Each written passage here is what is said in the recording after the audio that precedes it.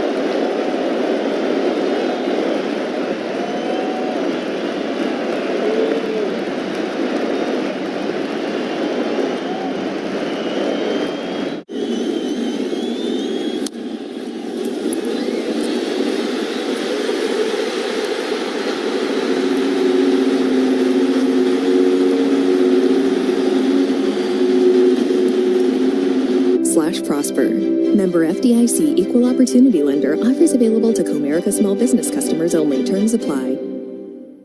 We know what you love. You love baseball. You love the Detroit Tigers. You love spending a day at Comerica Park. We also know what you don't love, standing in line. So we made a VIP entrance, so you could do more of the things you love and less of the things you don't. All you have to do is bank with Comerica. With your Comerica bank card, you'll feel like a VIP the moment you walk in, just like you do at our bank. Learn more at comerica.com/yourpark. Comerica Bank. Raise your expectations. Member FDIC. Take me out to the ball game. Hey Tigers fans, the Michigan Lottery has something new to sing about. Introducing the Detroit Tigers games. A Tigers instant ticket, pull tab, and 2 online games. Buy me some Tigers games, wish me luck. Maybe I'll win $500,000. Enjoy your favorite pastime and a chance to strike it rich. So let's root for the Tigers. With 1, 2, 3 new ways to play. The new Detroit Tigers games, only from the Michigan Lottery. Knowing your limits is always the best bet. Major League Baseball trademarks used with permission.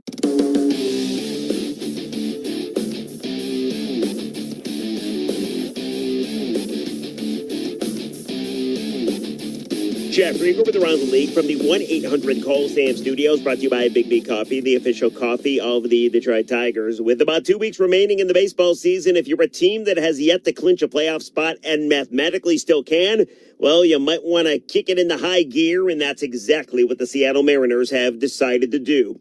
Back on September 5th, Seattle was 3.5 games out of first place in the AL West, and let's be honest, they weren't playing great baseball and could have maybe missed the playoffs altogether. But that's not the case anymore, as the Mariners came into play yesterday looking for their 10th consecutive win, and they got it. Seattle and KC taking on the Royals, and it wouldn't be a Mariners W without a big dumper bomb And yesterday, Cal Raleigh had 2. One in the 3rd inning, and then he did it again in the 4th. Blasted, center field, and oh, it disappears! He has homered on back-to-back pitches seen tonight.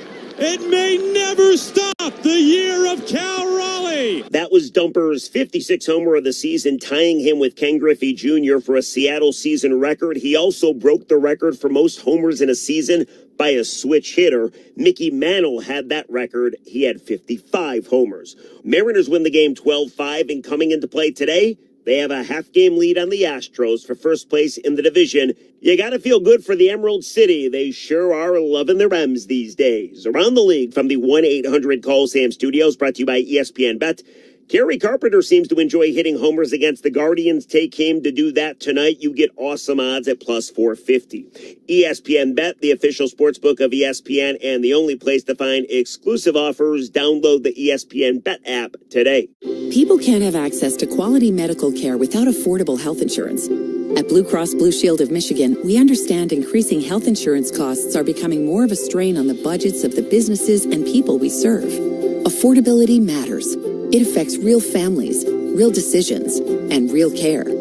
That's why at Blue Cross we're dedicated to finding solutions. To learn about this critical issue and our efforts to make healthcare affordable for all, visit mibluedaily.com/. Before he was feared on the field, Ronald Acuna Jr. was chasing wins on a different kind of field. For the Acuñas, el béisbol was a story told in fastballs and late-night rematches. Every loading screen was a part of the strategy. Smash de botones. Smash de jonrones. That's how La Bestia was born.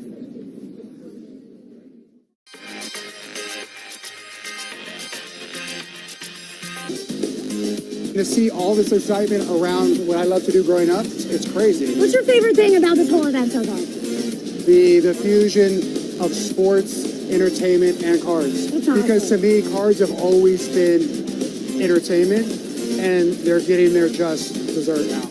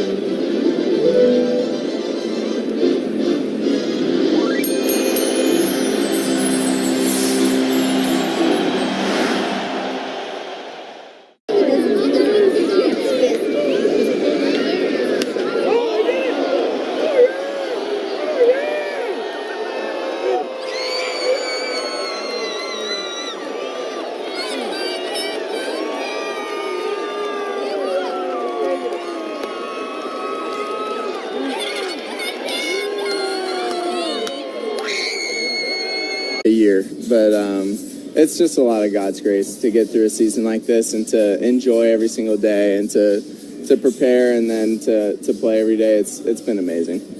How do you really prepare to play every day, physically and mentally? It's for me, it's a lot of prayer, a lot of making sure my heart is in the right spot, my mind is in the right spot, and then just go out and prepare, do the little things that are in my routine to get my swing where it needs to be, my body where it needs to be, and then just going out there and enjoying the actual game that we get to play, because all the stuff leading up to it is a lot of hard work, and then we get to enjoy it.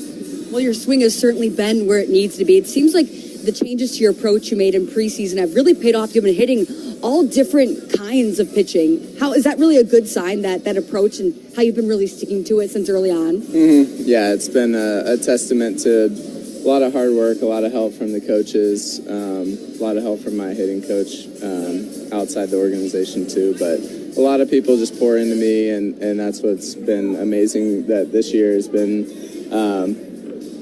it's gone so well, and it's been awesome because a lot of people have put a lot of hard work into it, and being able to perform out here is a real blessing to help this team win.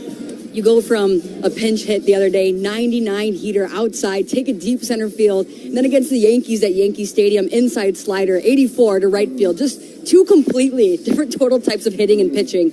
How do you make those adjustments? Is it the same or is it different? How do you do that? It's definitely different. And yeah, it's like a sidearm lefty and then a hard throwing righty it's quite the different approach and at bat and where you're looking for the ball to start, and it's just something that makes this game so hard, and that's why the Yankees have lefties that throw sidearm, is because it makes it a lot harder on us. And so it's pretty special when you can culminate all the hard work into doing being good at different things. And I got pretty fortunate that he made not his best pitch, and I was able to be on it. And so it's pretty cool to see the differences and how I'm getting pitched. Tigers fans, that was Kerry Carpenter for today's From the Field Report. We'll continue our conversation with him tomorrow, but for now, let's check out some more pregame on the Detroit Tigers Radio Network. Detroit Tigers Baseball, brought to you by Blue Cross Blue Shield of Michigan. Ready to help. Let's pause 10 seconds for station identification on the Detroit Tigers Radio Network.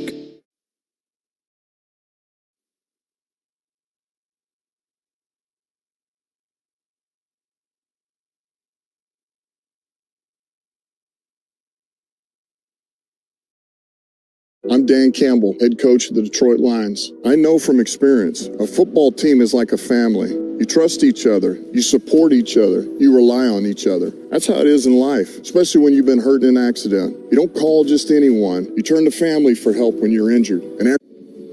Before he was feared on the field, Ronald Acuna Jr. was chasing wins on a different kind of field. For the Acuñas, el béisbol was a story told in fastballs and late-night rematches. Every loading screen was a part of the strategy. Smash de botones.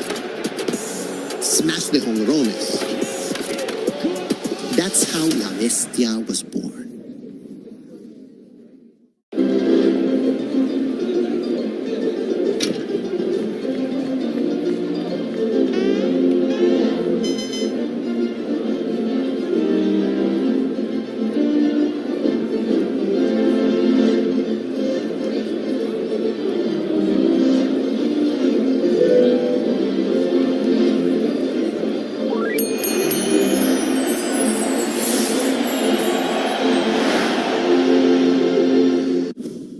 Helping these kids be the best versions of themselves, and I'm also representing where I came from. And the Mozilla team, I was working with a creative guy that was with Nike. I work with my best friend who manages this team with me, and we kind of just put together what we think would look cool.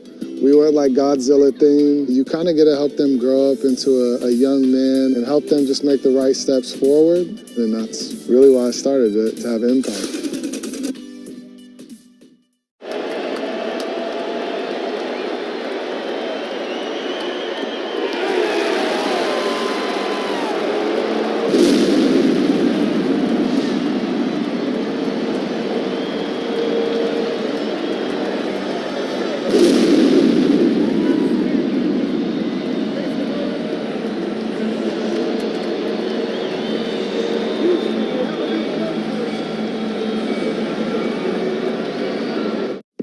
Can we recognize the athleticism of the elite security down there? Unbelievable. I give a 10 down. Pretty good. Yeah. Look at that. I mean, come on, Joe Ryan. It's all part of the experience. This is an experience tonight. Oh, look out. In between the legs of Jose Altuve, almost clipped his buddy in the on-deck circle. Hey, that'll wake you up. And Fortes is able to hang on to the foul tip. Fortes getting a little help from the love handle there. Series today, rubber game tomorrow. And these are so fun if you're a player to play in these type of games. You're getting ready to clinch the division, and somebody standing in your way. You're playing right here tonight, and it's somebody that close proximity to Detroit. And these are the fun games to play in at this time of year. Great energy in the ballpark. Well played game last night. Tigers today will send Jack Flaherty to the mound. He's had a lot of success against the Guardians both last year and this. Gavin Williams has had nothing but success in his career against the Tigers. He got bumped up a day. They're skipping Logan Allen. And Gavin Williams is having a very good year. Big power arm will get the start for Cleveland. Tigers and Guardians, game 2 of a 3-game set. 7-5 Guardians win in 10 yesterday. The lineups are being exchanged at home plate. Let's take a look at the details with Dan. Tonight's starting lineups are brought to you by Comerica Bank. Only one bank has been committed to Michigan since 1849. That's Comerica. For the Guardians, leading off in left field, Stephen Kwan. Batting second, the designated hitter, George Valera. Batting third at third base, Jose Ramirez. Batting fourth at first base, Kyle Manzardo. Doing the catching and batting fifth, Bo Naylor. Batting sixth, the shortstop, Gabriel Arias. Batting seventh in center field, Nolan Jones. Batting eighth in right field, C.J. Kafis. And batting ninth, the second baseman. Folks, that right there is Decoy, the luckiest dog in the world. His owner is Shohei Ohtani, a myth of a man. A human who can do all this with a baseball is every dog's dream. 100-mile-an-hour fastballs, drool, 250-foot dingers, woof. He gets called a good boy in 2 entire countries. And I get Greg. I just hope all that fame doesn't go to his head. Can we recognize the athleticism of the elite security down there? Unbelievable. I give them 10 pretty good. Yeah. Look at that. I mean, come on, Joe Ryan. It's all part of the experience. This is an experience tonight. Oh, look out. In between the legs of Jose Altuve, almost clipped his buddy in the on-deck circle. Hey, that'll wake you up. And Fortes is able to hang on to the foul tip. Fortes getting a little help from the love handle there. I think style, it's a very complicated thing. Custom cleats came when I earned the rights to wear custom cleats. So I think without going out and being loud and saying this is who I am or whatever, you can just kind of wear a certain shoe or a glove or a batting glove or whatever, and kind of shows who you are.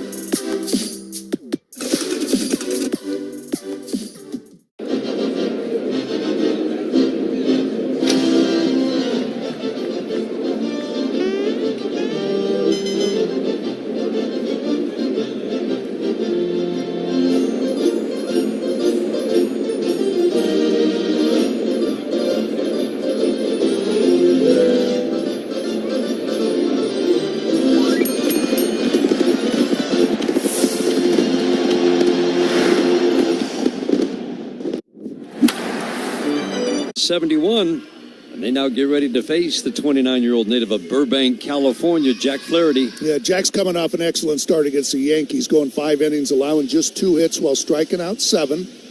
And Jack had all of his pitches working, but leaned heavily on his slider in that outing and did not allow a hit to a left-handed hitter against that slider. And there are going to be a lot of left-handed hitters in the lineup again for the Guardians tonight. So hopefully he'll have all those pitches, including that slider, going for him.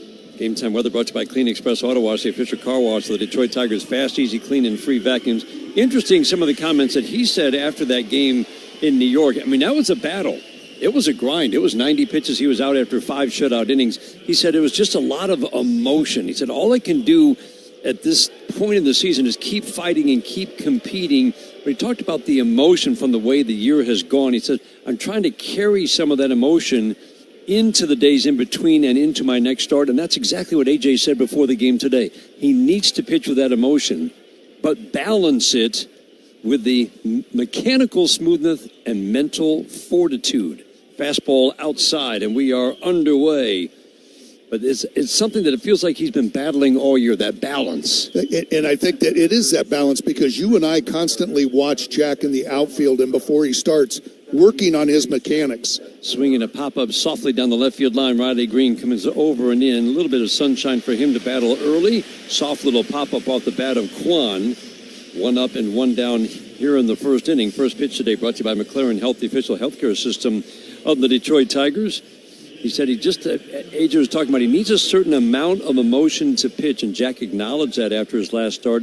And I thought it was interesting, a certain edge to pitch.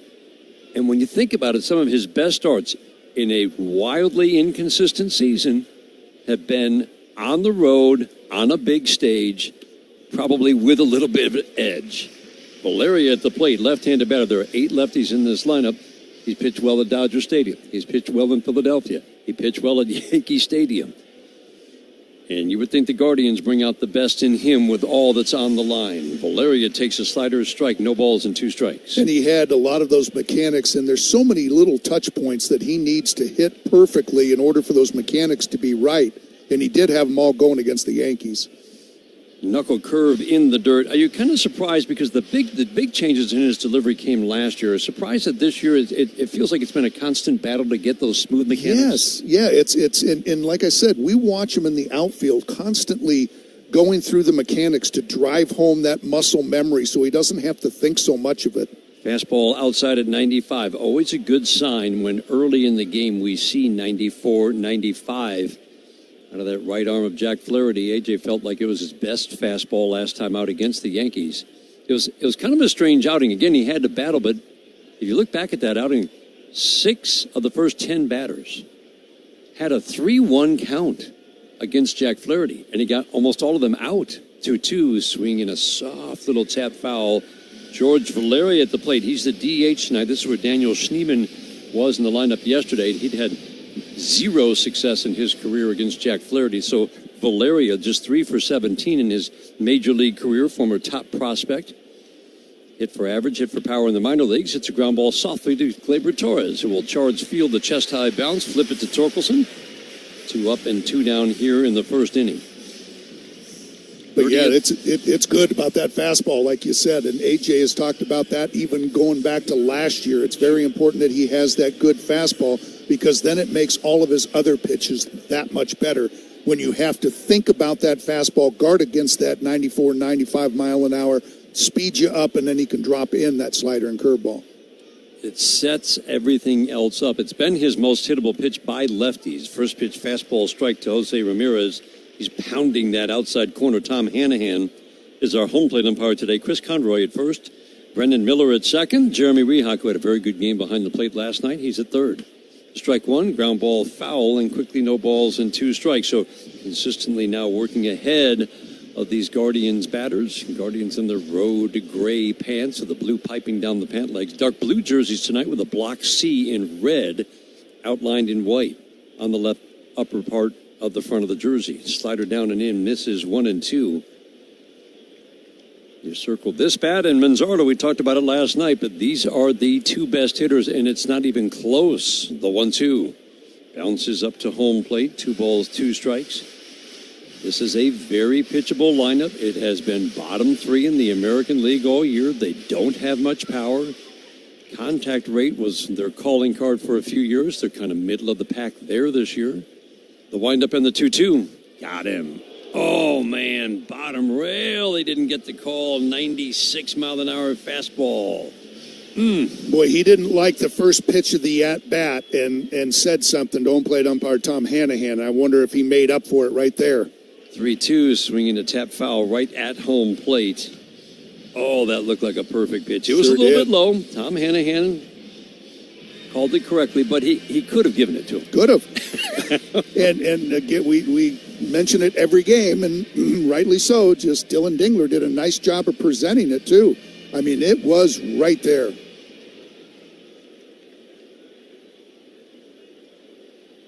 Again, the 3-2. Fastball. Got him. Little off the edge that time. 95 on the fastball. Ramirez takes a call third. He thought he'd drawn a walk. He had a beef. Tom Hanahan goes up with the right hand. 1-2-3 first inning for Jack Flaherty. We go to the bottom of the first inning. Scoreless. Tigers and Guardians. Game 2 of a 3-game set. This is the home of Detroit Tigers baseball, presented by Meyer. For 95. That's Gus Judge. His owner is Aaron Judge, captain of the Yankees. His dog park is Yankee Stadium. Ooh, I'd roll in that grass for days. Betty gets to fetch those dingers. I'm sure Aaron chases him like that around the house. Aaron's also the nicest human ever. Just not to baseballs. My human, he eats shredded cheese by the handful. I hope Gus knows just how good he's got it. Family. With ER online check-in at McLaren, the waiting room can be your living room. View wait times and reserve your spot at mclaren.org/ER.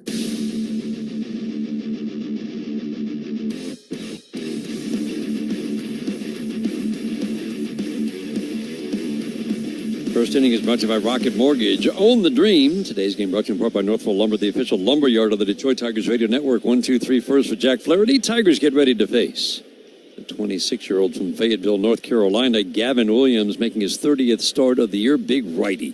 First pitch, line drive, base hit down the right field line. That's going to get into the corner. Extra bases for Parker Meadows. Up with the ball is Kafis, and Parker Meadows, first pitch swinging, drives a double into the right field corner. Boy, that's a great sign right there, knowing that you're going to get a fastball and just come right at him, and Parker Meadows greets him with a line shot right down the right field line. I love the aggressiveness, knowing that, hey, you're going to see a fastball, and just to start it off like that, Tigers aren't playing around. And how about that? He broke out the sinker on the first pitch, a pitch that's new for him this year. He's throwing the four-seamer less. And Meadows was ready for a pitch that he does not throw a lot. Sweeper backs up on Gleyber Torres, up and in. Kerry Carpenter waiting on deck. We look to the righties in this lineup today. It's about as big an opposite platoon split as you will see for any starting pitcher. The 1-0. Curveball backs up on the front door for a called strike. 1 ball, 1 strike. This is a guy who shuts down lefties. They're hitting 150 with a little bit of power. Right-handed batters are hitting 270 with some power, and they draw more walks. The 1-1. Breaking ball down and away. So we look to the righties. It sounds so counterintuitive, but he's pretty much handled the lefties that are in the lineup today. Starting with Riley Green. Wenzel Perez, the 2-1, swing and a miss. That's his swing and miss pitch for righties. They've hit the four-seam fastball and the cutter for average and for power. You got that spiked knuckle on that sweeper too. He calls it a slider, but it comes up as a sweeper. Whatever they want to call it, it's a good pitch. 2-2, swing and a miss. You don't see Gleyber Torres having a bat like that very often. No. That was a flat-footed flail at the sweeper away. I mean, with a runner in scoring position, he's been money. At a minimum, he's going to advance that runner to third, but he strikes out and a pretty sharp late-breaking sweeper. Nice hand for Kerry Carpenter. He digs in. It was quite a moment last night. 2 outs. Bottom of the 9th inning. Tigers down a run. He hit a home run to straightaway center off Cade Smith. Williams on the rubber, steps off. He's going to take a walk to the grass behind the mound. Apparently, Kerry Carpenter cutting a very intimidating figure at the plate. He's watching Parker at second base, and he better concentrate on Kerry Carpenter and not so much on Parker. First pitch, fastball is up. The fastball is steady, 96, 97, 98. His average fastball is a tick under 97. Lefties have had some success. Parker Meadows was 1 for 2 coming to this game. Carpenter 1 for 3. But Riley Green, Wenzel Perez, and Zach McKinstry are combined 1 for 28 against Gavin Williams. Sweeper misses down. 2-0 on Kerry Carpenter. It is just so much fun watching this guy right now. I know he doesn't hit a home run every time up, but you feel like he could. Yeah, and he's just seeing the ball so well right now, just spitting on that last curveball. Sweeper misses down. Curveball and sweeper look very similar, Dan. Yeah, I think the curveball may be a little bit bigger, more of that 12-6 break to it, where the sweeper, again, kind of goes across, more horizontal movement. Throws them just about the same, 1 out of every 5 pitches for both the sweeper and the curveball. The 3-0. Off the plate and in. That's a discipline at bat. That's exactly what you were talking about, Dan. Yeah, that's what he did last night against Cade Smith before he got, I think it was a 2-1 fastball he hit for the home run. But he spit on some split fingers, and that time you could just see that Gavin Williams 3-0. You knew he was going to be swinging 3-0, and he threw him another breaking ball, another sweeper to walk him on 4 pitches. The cutter and the curveball are his big weapons at shutting down lefties.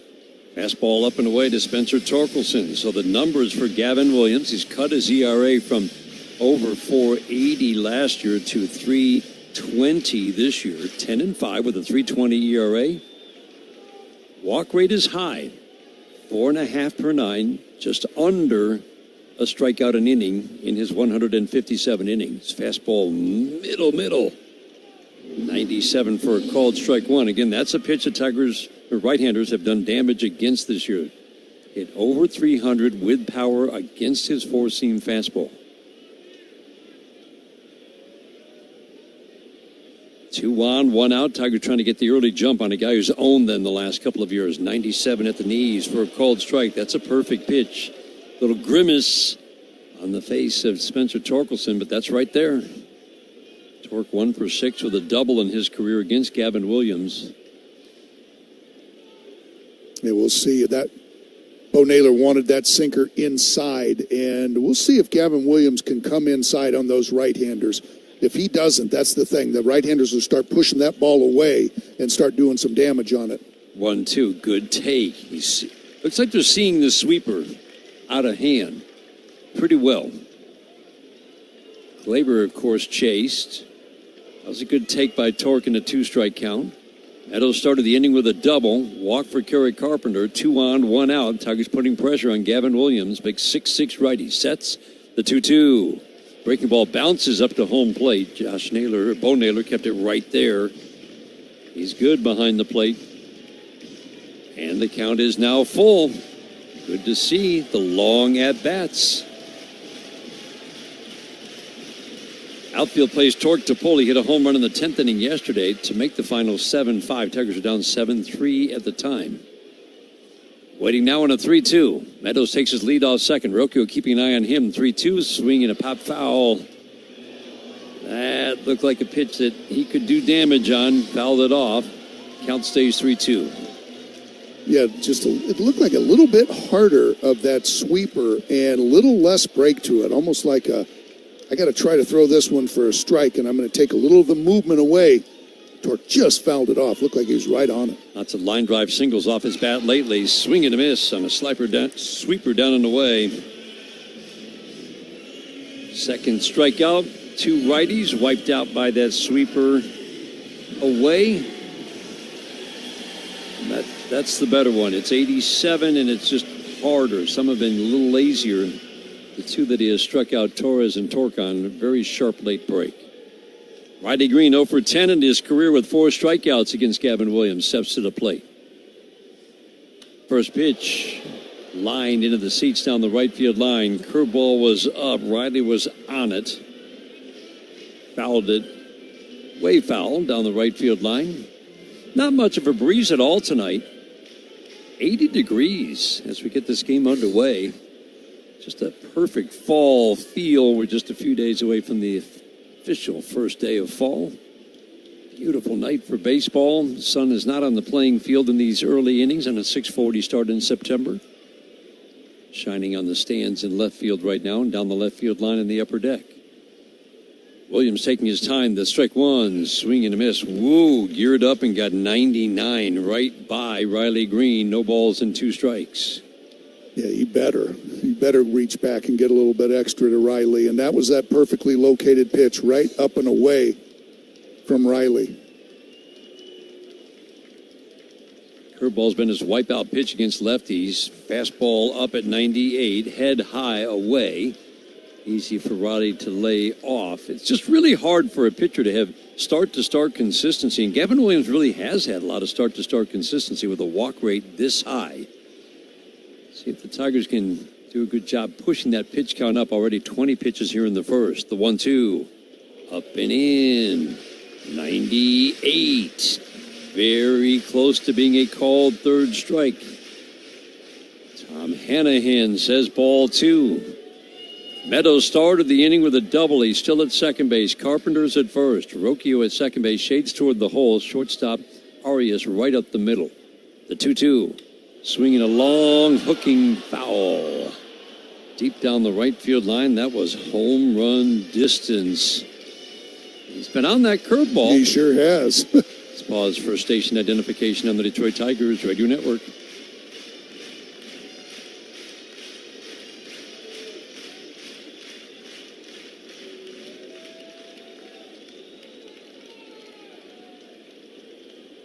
Green waiting on another 2-2. Williams checks Meadows once, twice. The 2-2 again. Swinging a foul to the screen. This is a battle. 98 in, 99 up. He's giving him the best stuff in this at-bat. That's a heck of a foul. You know, and if Riley can somehow just keep fouling pitches off, working this either to get on by walk or by a hit, just drive that up towards 30 or over 30 pitches. 2-2, swinging a foul out of place. Same spot, 98 in. Riley fouls it over the screen, down to our left. We're right behind home plate. Great vantage point in this beautiful ballpark. Tigers trying to even up this series at a game apiece against a pitcher they have had little success against the last 2 years. The 2-2. Swinging another foul. He's trying to follow the blueprint you laid out, Dan. That's 25 pitches now here in the first for Gavin Williams. Yeah, and I think he's just saying, you know, I know you're fouling these off, but every time I throw that curveball, you're kind of telling me not to do it again. Riley waiting on another 2-2. Ninth pitch of the at-bat. Swing and a pop-up and safely from shadow up into sunshine. Down into the shadows to our left. Ninth pitch of the at-bat. And all but two have been 98 or 99 mile-an-hour fastballs. The only thing he can do is maybe get him to chase with a bad breaking ball, but then if you miss, you go to full count. The runners would be off. 2-2, curveball away. Williams wanted it, but it didn't get there. It kept digging for the outside corner, but it was outside. He was trying to talk home plate umpire Tom Hanahan into it. He was walking to the dugout. Boy, those Guardian bench was really on Hanahan also. 3-2, 2 outs. 10th pitch of the at-bat is ball 3. The runners will be off for the pitch. The 3-2, swinging a ground ball foul down the first base line. Epic battle. Riley Green looking for his first career hit against Gavin Williams. Started the at-bat down 0-2. Got it to 2-2. And now it has been 6 two-strike fouls. With 1 ball 3 tossed in for good measure. Green waiting. Again the 3-2. Runners take off. The pitch. Swing and a miss. Got him with a curveball. Man. He did push that pitch count up to 30, but Riley Green strikes out on the 12th pitch of the at-bat. Tiger Strand 2. Sometimes your calling doesn't shout. It hums. Like a lullaby floating through a warm night in San Pedro. Before he could walk, El Niño had already taken his first step toward greatness. For Fernando Tatis Jr., baseball wasn't just in the house because Papa was a pro pelotero. It hung over his cradle like a promise. Desde la cuna, El Niño ya tenía swing.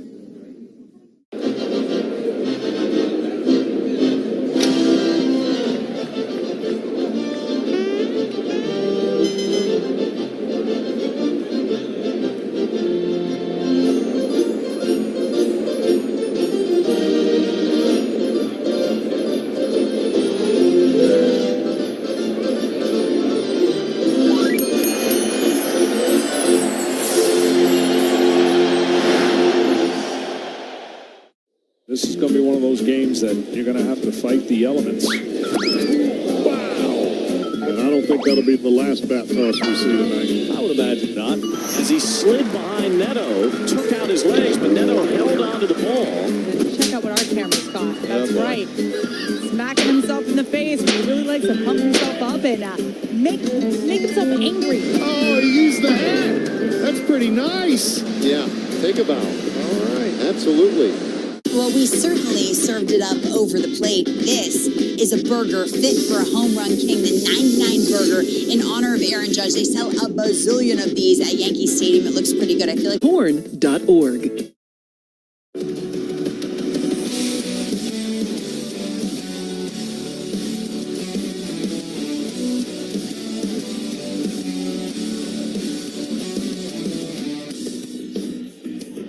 Go scoreless to the top of the second inning. Quite a contrast in the workloads of the two starting pitchers in inning number one.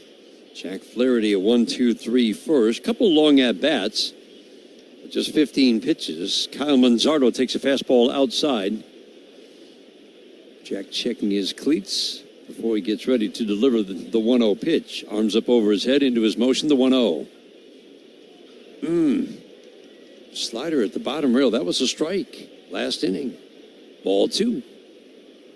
Keith at third. He's deep and off the line. McKinstry's at short. He's right up the middle. The 2-0 swinging a high pop-up. Shallow left center. Meadows green. It will be Parker Meadows calling off Riley Green, making the catch in shallow left center. That's always good to see. Falling behind 2-0. Dangerous hitter and a soft fly ball. Yeah, did you see that was the same pitch, a slider right at the bottom? Manzardo took it to get to 2-0 and then swung at it. You know, instead of letting it go and going 3-0, just kind of did Jack a favor. And, thank you very much. Yes, and just soft fly ball to center. Told you Gavin Williams has been outstanding against the Tigers his last 4 starts, really throughout his career. Fastball for a cold strike to Bo Naylor, but his last 4 starts, Gavin Williams has given up 3 runs in 22 innings. Well, Jack Flaherty has had nothing but success against these Guardians last year and this. The strike 1. Bo Naylor pops it up to right field. Perez took a step back, now 3 steps in, makes the catch straightaway right field. Bo Naylor, a soft fly ball out. That's 3 now. 1 to left, 1 to center, and 1 to right. Just pop-ups, basically. Second inning is brought to you by the Michigan Lottery. Introducing the new Tigers Instant Game. Pull tab 2 online games. So Jack Flaherty against the Guardians in 4 starts last year gave up 3 runs in 25 innings. This year, 3 runs in 6 2/3 innings. So total it all up. His last 5 starts against Cleveland. 6 earned runs in 32 innings of work on just 18 hits. This has been a good matchup for him. For all the inconsistencies, it's hard to predict what's going to happen on a given night. I like that track record. The strike 1, swing and a miss, knuckle curve. Arias, the lone righty in the lineup for a second straight night. Swings and misses, no balls and 2 strikes. You might not have to throw him a strike. You could throw him just like Javi Baez is treated, those breaking balls off the plate. 0-2, swinging a foul in. I like that sequence. He busted him in at 94. And don't miss. Yeah, get it in there, and he did. Pretty aggressive hitter at the plate. Arias hit a home run yesterday, and there's a lot of swing and miss in this bat. Upright stance, waiting. The 0-2, fastball. What happened to the bottom of the strike zone? That's perfect pitch. That was a strike in inning number 1. Man, Tom Hanahan says ball 1. The 1-2. Check swing on the breaking ball down. All hitters and pitchers want consistency in the strike zone, and we have seen some inconsistencies, especially at the knees, on both sides. Arias upright stance, extends the hands up and away from the right shoulder, holds the bat upright. The 2-2.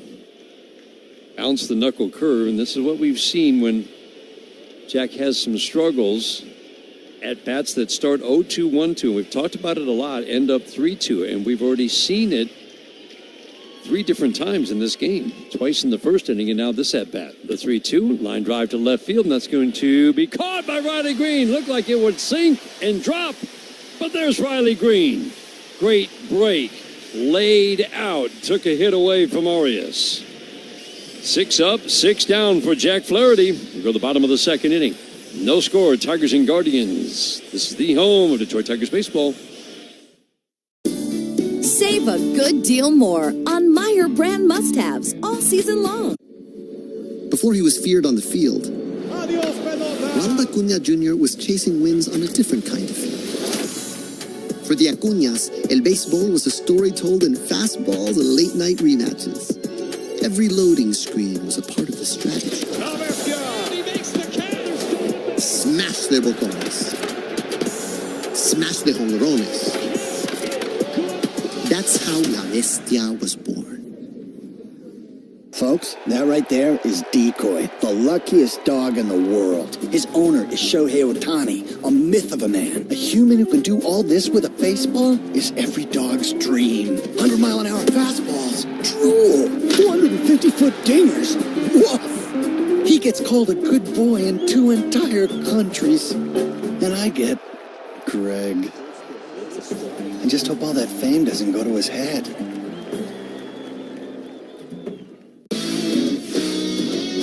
I'm going to throw out a restaurant kitchen term to you, and then hit me with a baseball one. I'll start first. Okay. Mise en place. Oh, mise en place. That is, as the chef, you put all your different ingredients out, kind of before you start cooking, right? You got it, man. Yeah. That's the most important That's a tough one. I hear this one a lot because of my name, can of corn.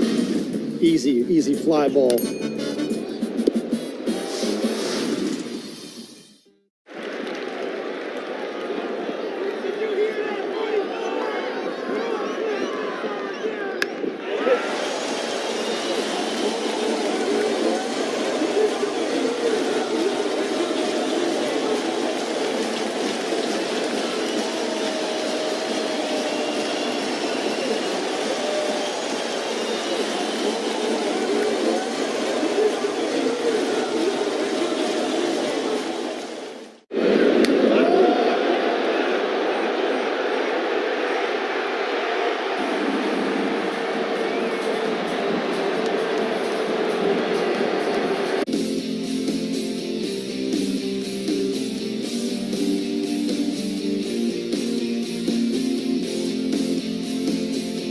This game brought to you in part by Corewell Health, reminding you together we can overcome any obstacle, fight any battle. 1-0 Tigers.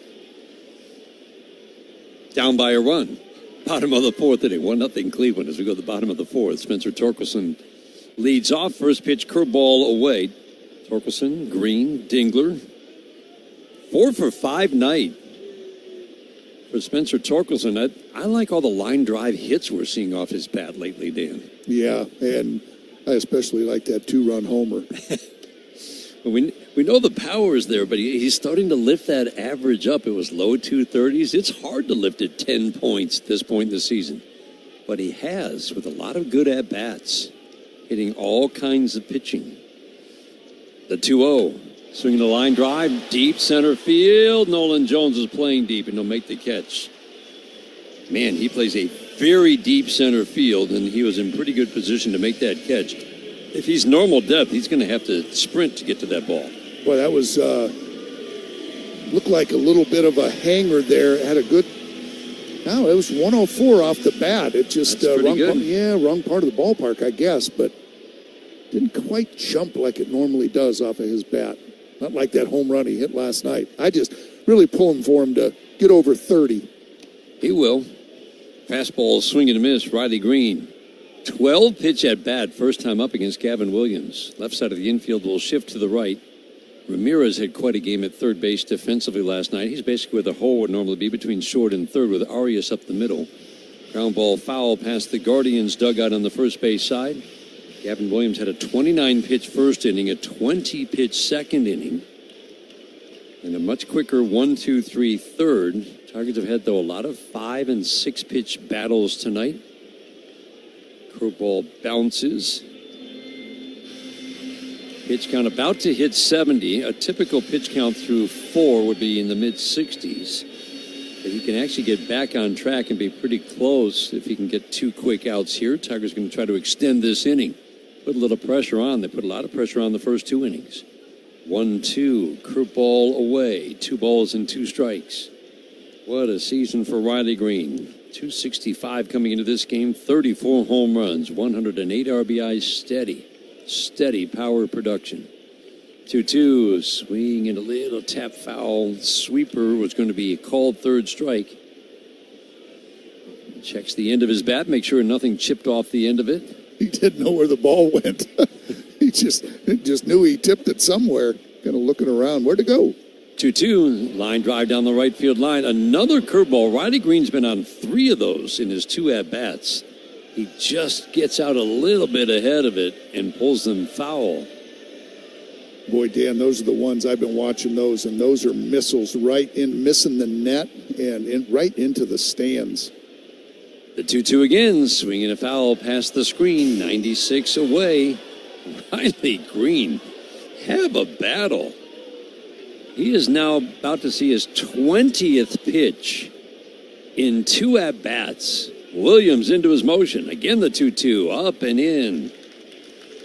Pitch number 8 is ball 3. In his first at-bat, the 10th pitch was ball 3. Still looking for that first career hit against Gavin Williams. He's going to make him earn it. The 3-2, swinging a foul. Wow. You can see he's frustrated, but it's like, no, this is just a battle. And he's in it. Curveball got him on pitch number 12 his first time up. I would think he's going to see another one. The windup again, the 3-2, way inside with 97. I'm impressed. 22 pitches and 2 at-bats for Riley Green. Works a walk. First time he's reached base against Gavin Williams. That's got to be a good feeling standing on first. Yeah, that's one of those ones you talk about. That's a plus, I think, on the report card right there, like a check mark. 7 pitches or more gets you that plus, the check mark for a good at-bat. Dylan Dingler takes a curveball that backs up, a sweeper on the inside part of the plate for a called strike. Rocchio at second base, shades up the middle. The outfield again plays deep.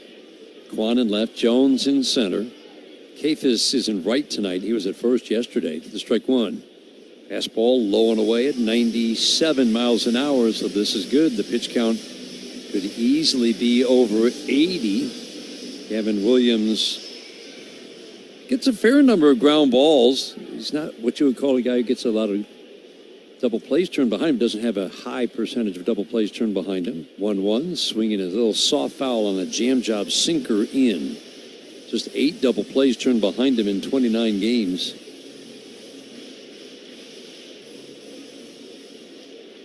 Rocchio at second base, not grading out as well as he did last year, but he's good turning the double play. The 1-2, swinging a foul to the screen. You know, and Dylan Dingler, too, every time I just remember the road trip and hitting with a lot of guys on base, and I can't remember the last time that he's grounded into a double play either.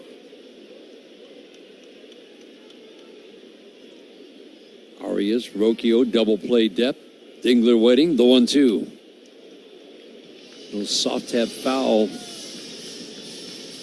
Right at home plate. Here's another long at bat. Dingler saw 7 pitches first time up, struck out on a sweeper away. But this is definitely the game plan, Dan. Yeah, and that was a good sinker borne in on the hands of Dylan Dingler to get a piece of it. You just wonder if he's going to sneak in that sweeper again. The 1-2, drive deep to the left center field gap. Kwan is tracking it, and he'll make another great running catch. Wow. For the second time in 3 innings, Stephen Kwan has tracked a ball down deepest left center, closer to center field than left field, and taken an extra base hit away from McKinstry and now Dingler. Boy, he did. He got that sweeper, and it hung over the middle of the plate. Dylan Dingler smoked that into left center, and you just now, after he made that one on McKinstry, you saw Stephen Kwan running after that, and you say, you know what, he's going to catch up to it. Yep. You know, you just felt like, yeah, he's going to get it. He comes out of nowhere and flags it down. Backdoor sweeper for a strike to Colt Keith. But starting with the Keith at-bat in the second inning, Dan, I like the quality of the at-bats. McKinstry, Torkelson, Dingler, Keith. 4 of the last 9 batters have hit the ball hard. Strike 1, swing and a miss. Sweeper under the bat. Keith jumped on the first pitch fastball, drove it into right field first time up for a single. 1-0 Cleveland. We're in the bottom of the fourth. Strikeout update brought to you every game by Carbliss, the official ready-to-drink canned cocktail of the Detroit Tigers. 5 strikeouts in the first 2 innings for Gavin Williams. Now just 1 since the 0-2. Good take on a check swing. Sweeper just below the knees. 3 innings with 20 pitches or more for Gavin Williams. Pitch count at 85. The 1-2. Swing and a miss. Pitch in the dirt. Naylor will have to throw down to first to complete the strikeout. Manzardo makes the catch in foul territory with his right foot on the bag. Keith strikes out. Tigers push the pitch count up. Meet Aaron Judge. Aaron is the captain of the New York Yankees. What a great leader. He's won MVP 2 times. He's also the most dangerous man on the planet with a bat in his hands. Aaron signs every autograph and tattoos every baseball. Aaron foots the bill. They rob you blind. Aaron's a good guy, the best. Unless you're a picture.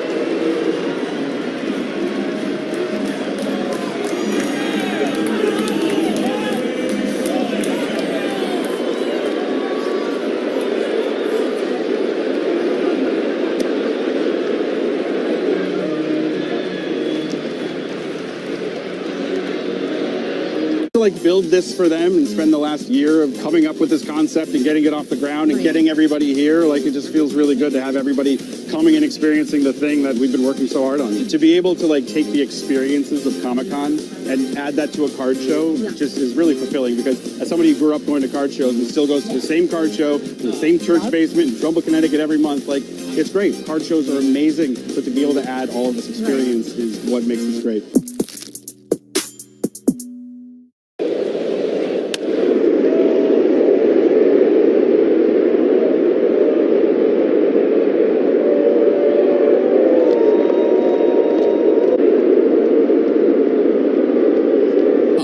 Fago is a proud sponsor of Detroit Tigers Radio. It's brought to you by Tiger Law. All they do is win. 1-0 Cleveland. This is what Cleveland is used to. Yesterday's game was 3-3 through regulation, ended up 7-5. But during this stretch where they've won 11 of 13, they've won games 3-2, 2-1, 2-0, 3-2, 3-1, 3-2. That's what Cleveland does. Their offense has not heated up in this stretch where they've won 11 of 13. And they just keep winning because the pitching has been outstanding. Gleyber Torres getting something out of his eye. Kelly Rhodes, assistant trainers, helping him out. That's what the wait is for before C.J. Kafis leads off here in the 5th inning. There was a lot of fluid in his eyes. I hope he can see okay as he trots out to second base. Yeah, like your eyes filled up with tears. They're washing something out. He's still wiping at his eyes. Kafis, left-handed batter.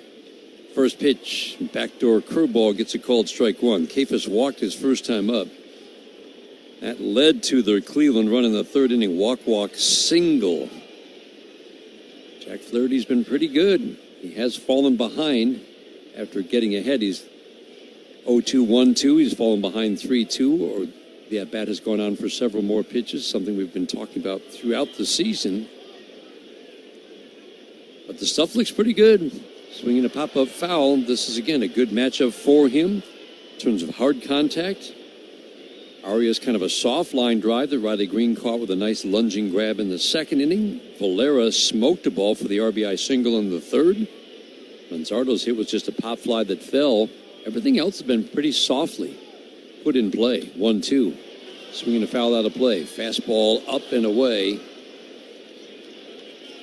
And you don't have a whole lot of margin for error either, you know, just with the way that this Guardian team pitches, especially as of late and over the last 10 or 11 games.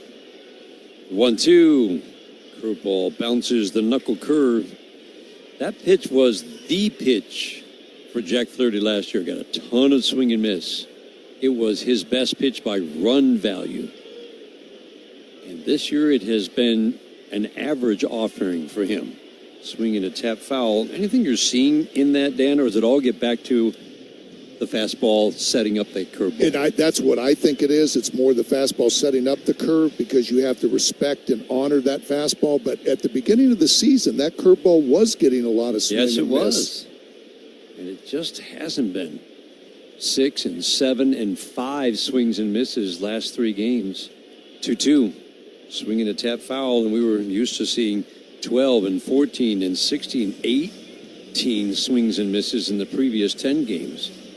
Consistently getting double-digit swings and misses. You're at 13, 14, 15. That's a good night on the swing and miss front for a starting pitcher.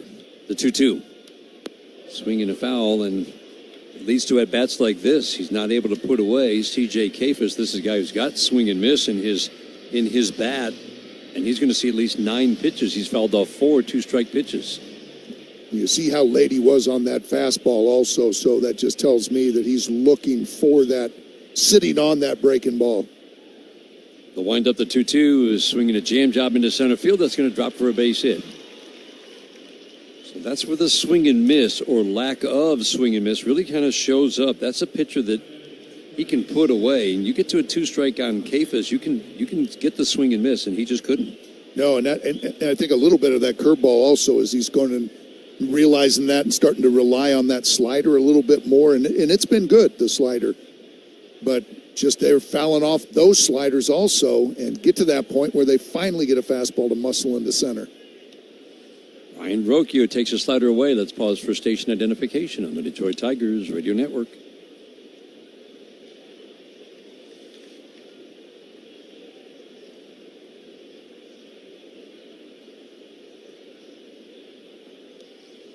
Backdoor slider for a called strike. Rocchio for 4 yesterday. Soft fly ball to left field. A very pitchable hitter, switch hitter.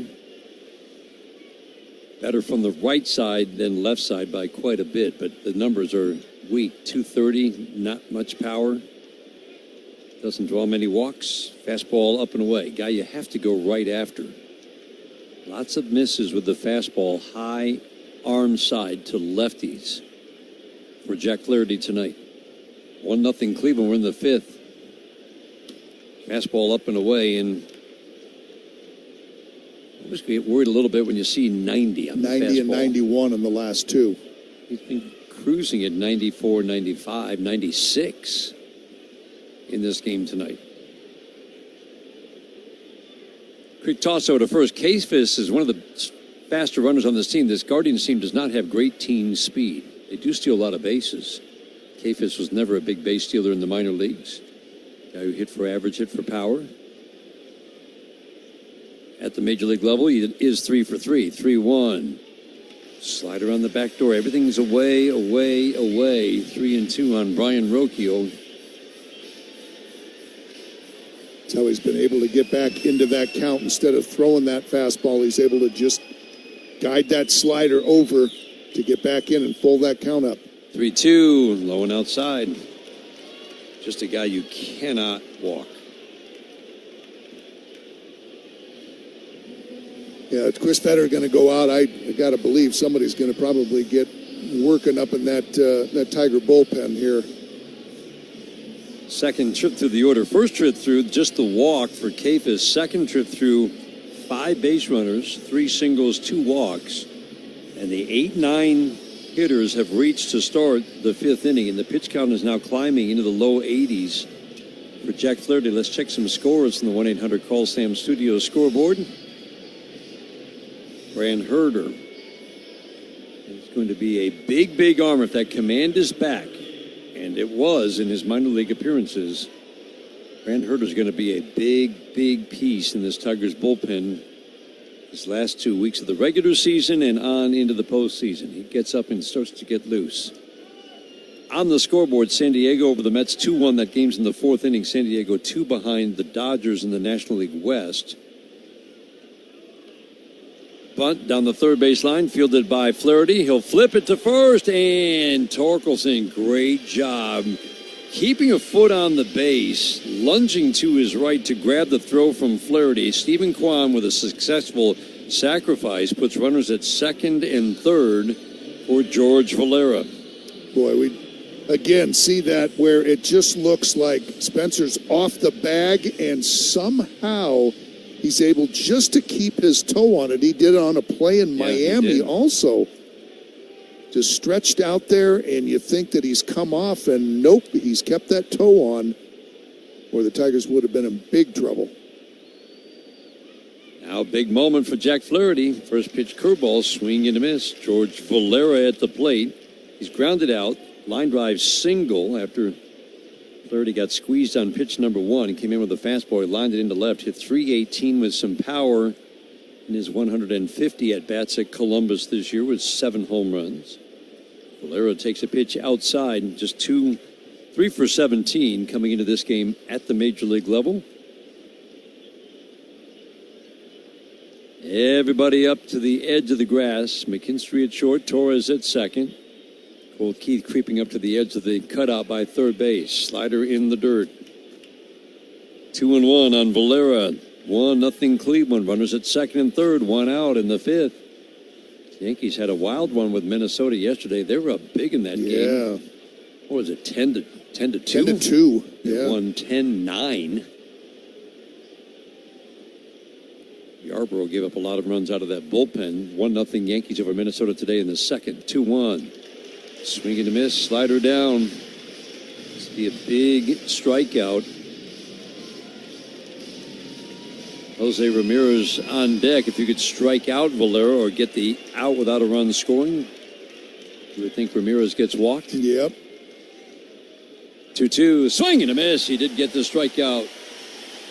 Perfectly executed slider at the bottom rail. And Jose Ramirez will be walked. And that will leave it up to Kyle Manzardo. He'll bat with the bases loaded. Other scores on the scoreboard. Kansas City 3-2 over Seattle. That game's in the second inning. Cal Raleigh does not have a home run in that game yet. I like how you say yet. 2 home runs yesterday. 56 home runs for Cal Raleigh. 3-2 Kansas City. That game's in the top of the second inning. Mariners, hottest team going in baseball. They won 10 straight. Kyle Manzardo batting. First pitch fastball low and inside. Likely the end of the night for Jack Flaherty. Man, is this a big, big hitter to get. Manzardo comes in hitting .240 with power. He's going to make you throw him a strike. The 1-0. Backdoor slider for a called strike one. Can see him just getting that confidence with that slider. He struck out Valera with a couple of them right in a row to get the strikeout, and now evening up the count here with the backdoor slider. The 1-1. Fastball away. Be careful. Manzardo's been on a pretty good roll going back his last 47 games, hitting .270. Big power numbers, drawing a lot of walks. He's going to make you throw him a strike. Big lefty. Knees bent, bends at the waist. Hands tight to the left shoulder as he cocks the bat over it. 2-1 knuckle curve misses. 3-1 on Manzardo. Boy, that knuckle curve, he hasn't really been able to land that one. Is getting that, the slider is the pitch. It fell 2-1. I just second guessing a little bit, thinking where's that slider, and might throw it right here again. Manzardo waited long enough, so he has time, steps out. Yeah, Jack and Dylan, they're not kind of on the same page either. Flaherty sets, working middle of the rubber, places that left foot in front of the right. Big 3-1 pitch, swing and a miss. Fastball by him. 3-2, 2 outs, 1-0 Cleveland in the fifth. The runners will be off for the pitch. You go right back to it. I don't like the fastball there to Manzardo. I know, it's whatever you can throw for a strike. Yeah. That's the thing. But that was just what you want if you're Manzardo. 3-1 fastball right down the middle and doesn't come up with it. Runners will be off. 3-2, swinging a line drive, foul. Slider had enough action down that Manzardo could only hook it foul. We will reset. Kafis has good speed. He's at third. Rocchio at second. Ramirez at first. Jack Flaherty, this is the end of his night. That backdoor slider is the one if he can throw it for a strike. Manzardo give up on it. He'll catch the outside corner. 3-2. Swing and a miss. Got him with a fastball. Jack Flaherty lets it out with a yell. Showing some emotion as he leaves the mound. Likely the end of the night. He just stranded 3. Big strikeout to end the top of the 5th inning. We go to the bottom of the 5th. 1-0 Cleveland. This is the home of Detroit Tigers baseball. Folks, that right there is Decoy, the luckiest dog in the world. His owner is Shohei Ohtani, a myth of a man. A human who can do all this with a baseball is every dog's dream. 100-mile-an-hour fastballs, drool, 250-foot dingers, woof. He gets called a good boy in 2 entire countries. And I get Greg. I just hope all that fame doesn't go to his head. Hey, it's a Lourdes Gurriel dog. That's a nice touch. Pena power. The perils of wearing earrings when you've got netting on the field. That young fan, not a Newtbar fan. What a present for Mom. Oh my goodness, look at this guy. Uso, yeah, Jay Uso, yeah. Ended up just shot putting it. There's nobody on base. There's a little debate for Domo and Kim watching the replay together. That's beautiful, isn't it?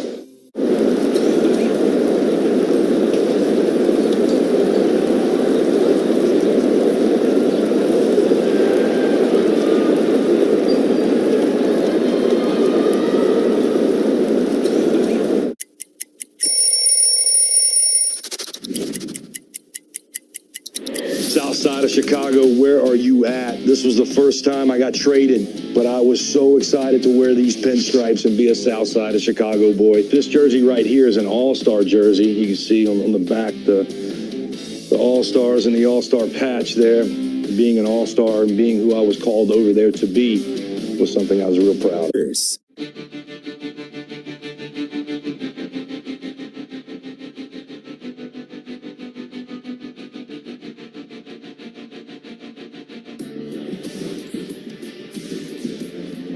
Wenzel Perez leads off for the Tigers, bottom of the 5th inning, 1-0 Cleveland. What a job by Jack Flaherty. We haven't seen that much emotion after a swing and miss big out. That was a big out, and that was a big yell. Perez swings, pops it up foul and out of play. Struck out on an 0-2 on a called third, first time up. Falls behind quickly, no balls and 2 strikes. Tigers trying to make this the last inning for Gavin Williams. Pitch count at 86 through 4. That's definitely high. The 0-2. Soft ground ball to second base. He reached out and got a breaking ball away. Rocchio fields, flips to Manzardo at first. 1 up and 1 down. If he works a quick inning, Stephen Vogt won't hesitate to send him back out for the 6th. His bullpen, especially the 2 guys he likes most at the back end, Gaddis and Smith, have worked 3 of the last 4 days. So the bullpen's a little bit short tonight, you would think. 1-0 Cleveland in the bottom of the 5th inning. Gavin Williams just shuts down the Tigers. McKinstry takes a curveball strike. Last 2 starts, he's given up 0 runs on 3 hits in 11 innings with 16 strikeouts. And here he is today. No runs on 2 hits through 4 with 6 strikeouts. Curveball strike, 7 strikeouts make it. McKinstry falls behind, no balls, 2 strikes. Starting to fill up the strike zone. The 0-2. Curveball away. Second trip through the order. Some hard contact from Torkelson and Dingler. McKinstry hit the ball hard in the 2nd inning. Tim Herron has begun to throw in the Cleveland bullpen. The 1-2. No. Curveball bounce. McKinstry, a little half cut. Wanted to stop his swing midway through and call timeout, but 8th strikeout for Gavin Williams. And again, he gets a lefty with a curveball. It's something. Yeah, I think Zach was remembering that fastball and Was kind of hoping he'd see one after that steady diet of curveballs, but Gavin Williams was not going to let in and let him see a fastball and ended up striking him out with the curve.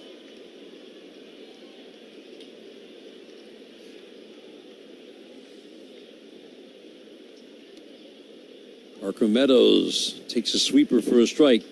He saw a sinker, first at bat, line drive double in the right field corner. Tigers made Gavin Williams throw 29 pitches in the first, but they couldn't break through. And while they've had some long at-bats since to push the pitch count up, they really haven't put any pressure on him. No base runners past first base since the Meadows double in the first. Carpenter would also walk in that inning as 2 on 1 out.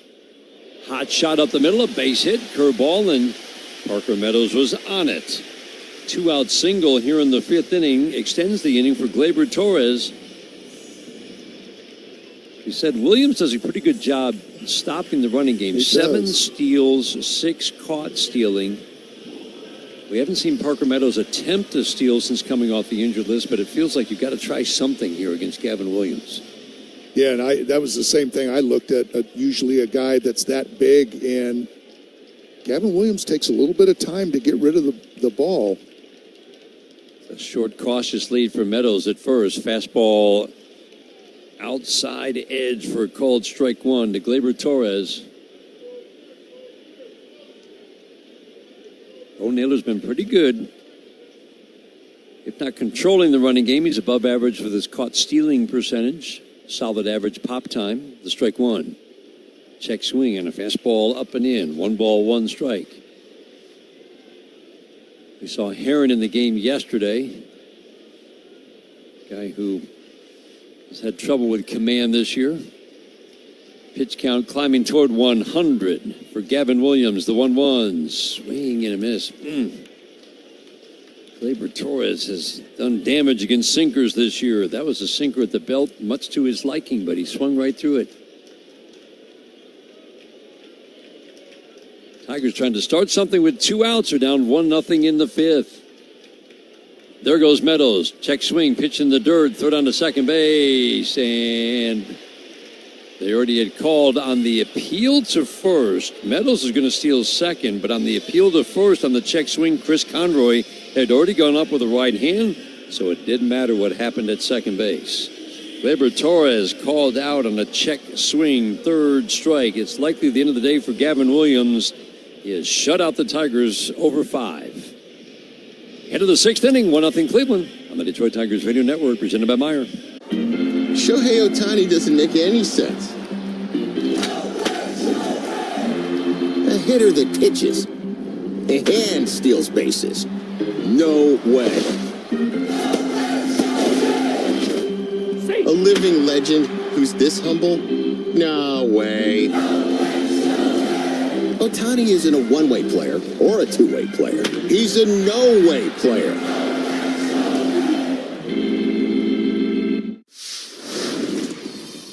A snack that Freddie cannot resist. I would have to say chips and guacamole. Organic mango, yeah. Is that because of the strong Dominican contingent in the major leagues, bro? Has anybody ever struck out and gone crazy and smashed the cooler full of mangoes? No, our team's not really into smashing each other's stuff, I guess. Are you a seasoning guy? You like to drown your stuff in dips and sauces? No. Gotta watch my figure. And it looks great, brother. I appreciate it. Very sexy man. Yeah, Let's go, Freddie Freeman, ladies and gentlemen.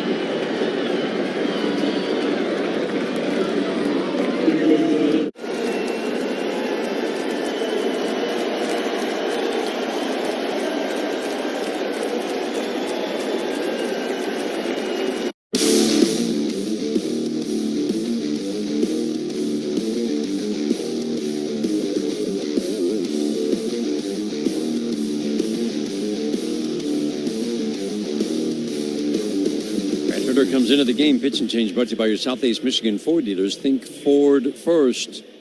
Grant Herder takes over on the mound. Good to have Brant Herter back. First pitch, sweeper down and away, and that's one of the two pitches we'll be watching. Remember, he was optioned to Toledo in mid-August because of command issues, severe command issues. Fastball for a strike. He was missing arm side into lefties. He was hitting a lot of batters, and Dan, he couldn't locate the sweeper away to lefties. And this premium strike thrower suddenly couldn't throw a strike. Ground ball up the middle. Zach McKinstry will field it on the right field side. A second flip to first to get Bo Naylor, who runs well. Good play by Zach. Made it look easy. It was not. One up and one down here in the sixth inning. Then he had a back issue down at Toledo. Gave up 4 runs his first game after working out the back issue.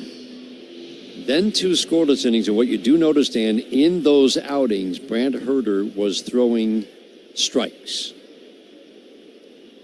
Yeah, I don't think it was that big that he got hit around a little bit. Nope. Arias takes a pitch up and away. Yeah, they wanted to see just that command. Throwing strikes, going after people, both left and right. Sweep around the back door for a called strike. Brant Herter was so good down the stretch, and right up until this bout of wildness, he was outstanding again this year. 1-1. Fastball in. Now that's a good miss. It is. It is, because he threw it. You know, he didn't guide it in there. Looks a little different there with that, had that little beard growth there since he got sent down. 2-1, slicing foul down the right field line. That was a good sweeper away. So backdoor sweeper after the fastball in. Remember, the fastball misses were away to righties or up and in to lefties, and often hitting lefties. And this is a guy who was a 70% first pitch strike guy when these troubles began. The 2-2. Changeup misses down and away. So you would think maybe he hasn't pitched a whole lot, just 3 innings. Since mid-August, he's still trying to get that sharpness back. But again, the strike throwing was good all 3 outings in the minor leagues. The 3-2.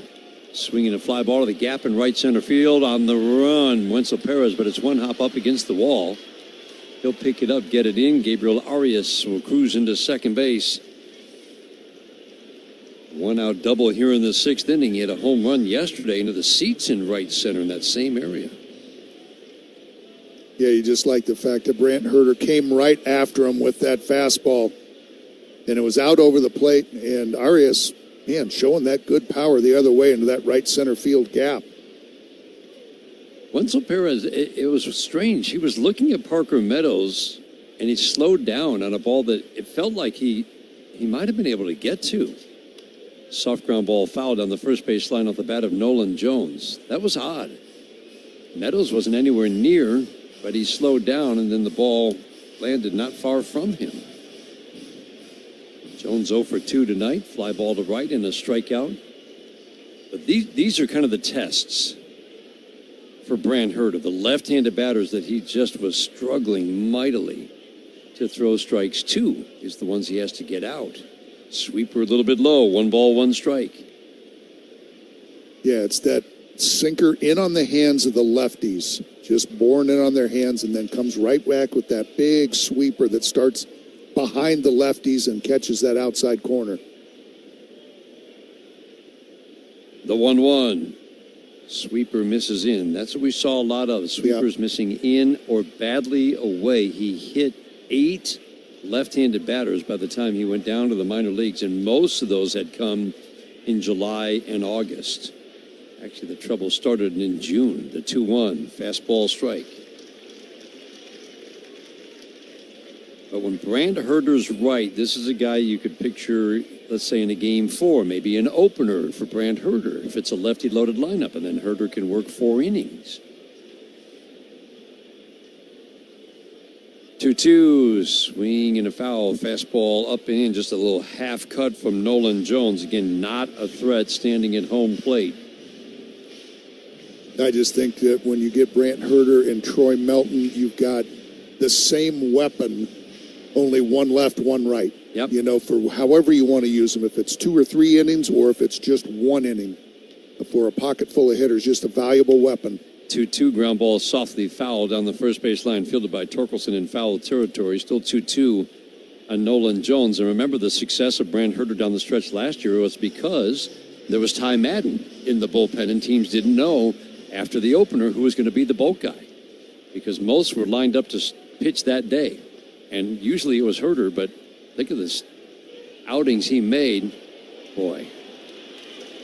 Arias just took off from second base with Herter in this stretch. Keith was way off the line, and he just walked over to third with no throw. Yep, everybody's hollering. Yep, and just nobody could get over there to third. It's a smart play. The infield in tight. 1-0 Cleveland. The 2-2.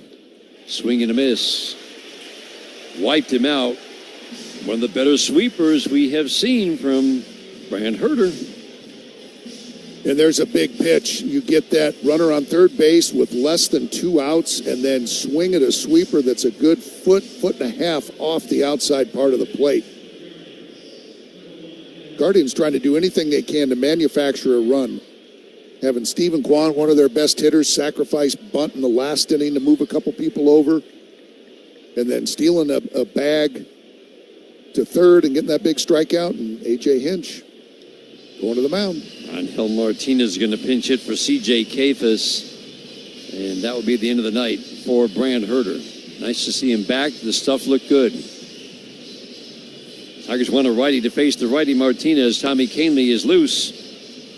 Tigers down 1-0, man at third, 2 outs in the 6th. And while they make the change, Folks, that right there is Decoy, the luckiest dog in the world. His owner is Shohei Ohtani, a myth of a man. A human who can do all this with a baseball is every dog's dream. 100-mile-an-hour fastballs, drool, 250-foot dingers, woof. He gets called a good boy in 2 entire countries. And I get Greg. I just hope all that fame doesn't go to his head.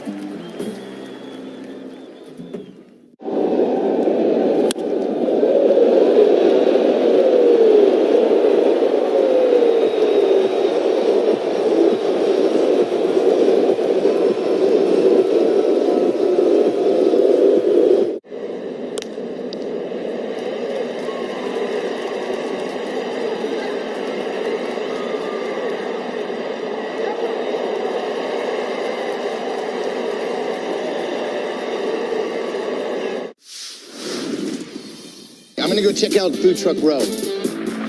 So, what did you guys get today? Philly cheesesteaks. Both of you have the same thing. Are they that good? Oh, yeah. Got a hot dog and some fries. Just kind of basic ballpark. Chicken bacon sandwich. Uh-huh. Philly cheesesteak. Okay. And some Crinkle cut fries. Okay, where are you guys from? We're from Dallas. Dallas. That's what's fun about baseball. It brings different regions together, not just the ball and glove and bat, but what we're eating. Cleveland on top.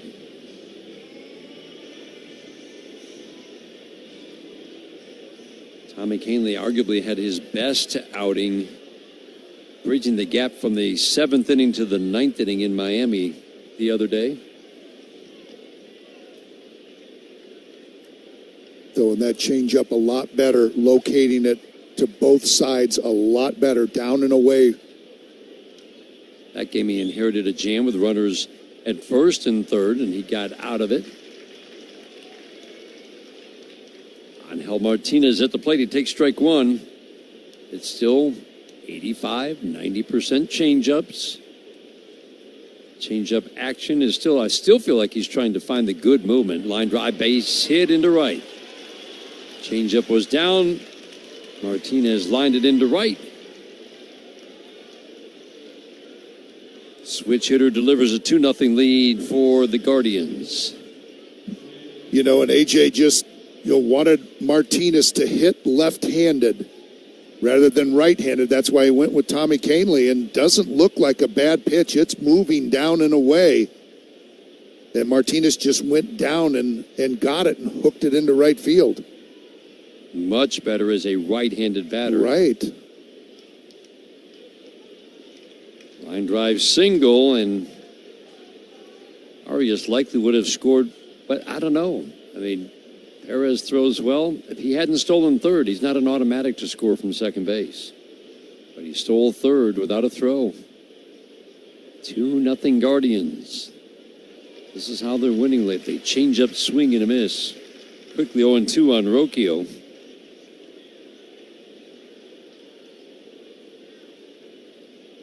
This is how the Guardians have won 11 of 13. They scratch out runs.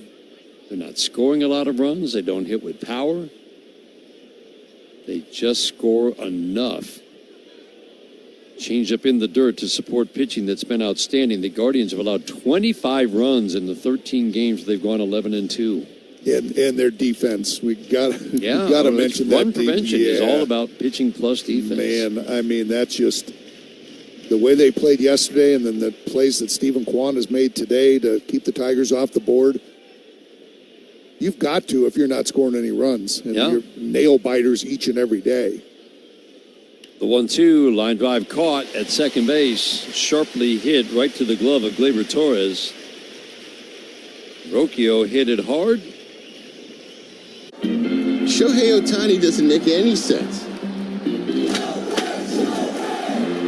A hitter that pitches and steals bases. No way. A living legend who's this humble? No way. Ohtani isn't a one-way player or a two-way player. He's a no-way player.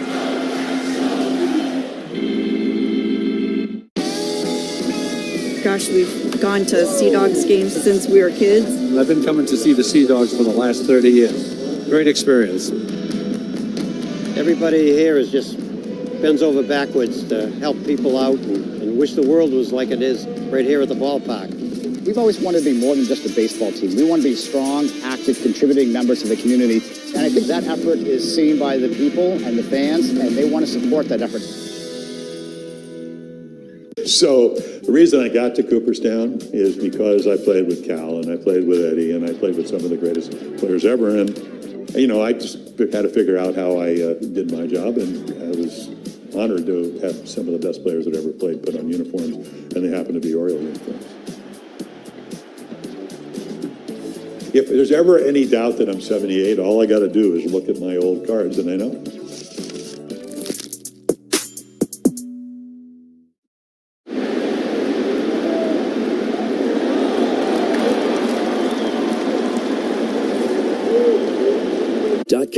Get Motor City Clean at Clean Express Auto Wash and wash anywhere with our Wash Smart Unlimited membership, the official car wash of the Detroit Tigers.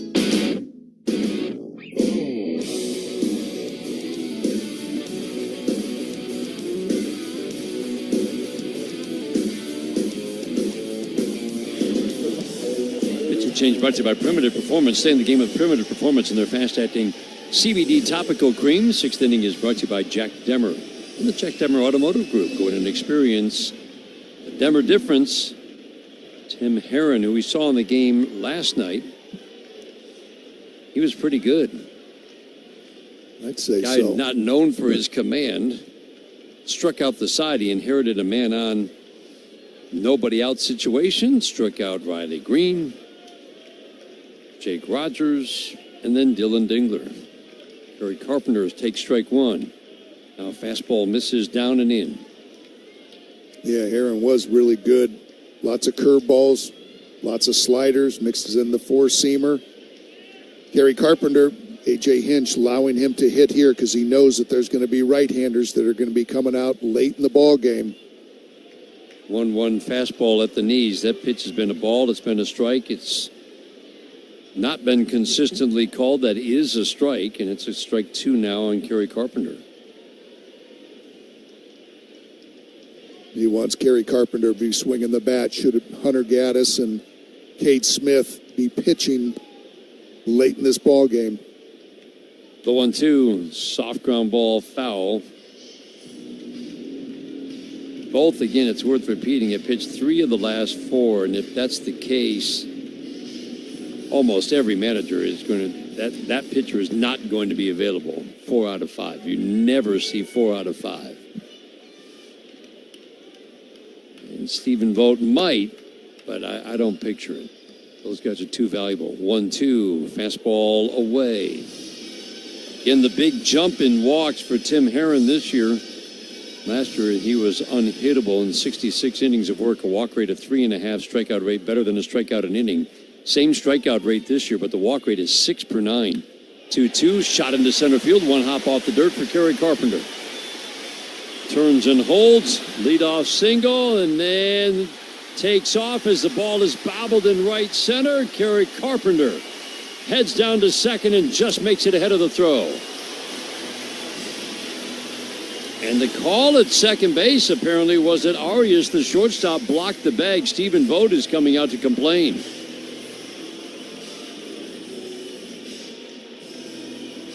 Brendan Miller, the second base umpire, having a discussion with Stephen Vogt. Chris Conroy, the crew chief, coming over from first base. He was safe anyway. He was in between his legs, and they called him safe because of blocking, and I don't know what constitutes blocking. He's straddling the bag, and right. I guess if you're complete body and you make the guy slide between your legs, that's blocking the base? I don't know. I thought it was just dropping a knee down there, but he clearly, like you said, straddled the bag, and Kerry Carpenter slid right between the legs, and his hand got in there. But good swing by Kerry Carpenter, getting a fastball and turning on it. Good start here. He was safe anyway, again. Torkelson tried to tie the game, swings and misses at a curveball.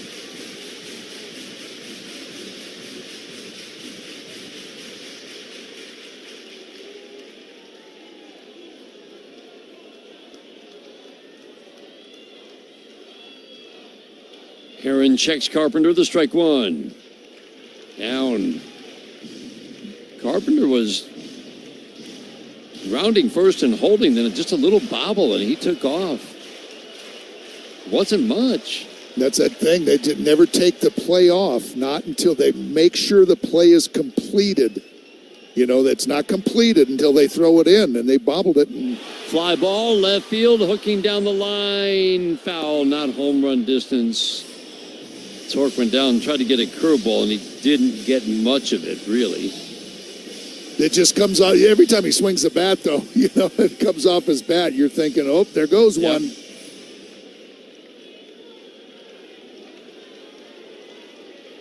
Get that curveball coming in to Spencer Torkelson.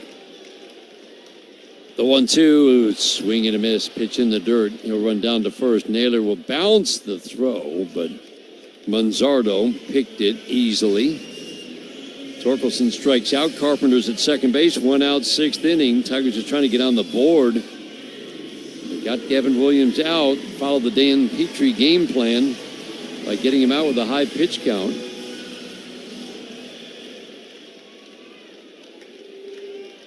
But it's going to be interesting, like we've talked about with Gaddis and Smith. It's going to be very interesting to see who they close this game with. Curveball, swing and a miss to Riley Green. Festa has been very good. He's been used 2 of the last 3. Sobrowski, not picturing that. I would guess it might be Festa. The strike one. Swing and a miss. Same pitch. Curveball down and away. 0-2 on Riley Green. 2-0 Cleveland. We're in the bottom of the 6th inning.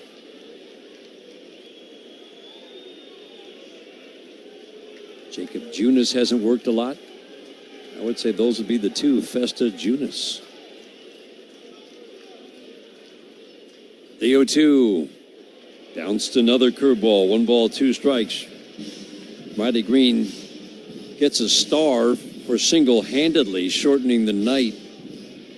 For Gavin Williams, he saw 22 pitches in 2 at-bats of the 100 pitches that Williams threw. The 1-2. Line drive into right. He hit it too hard. Jones comes in, makes a sliding grab.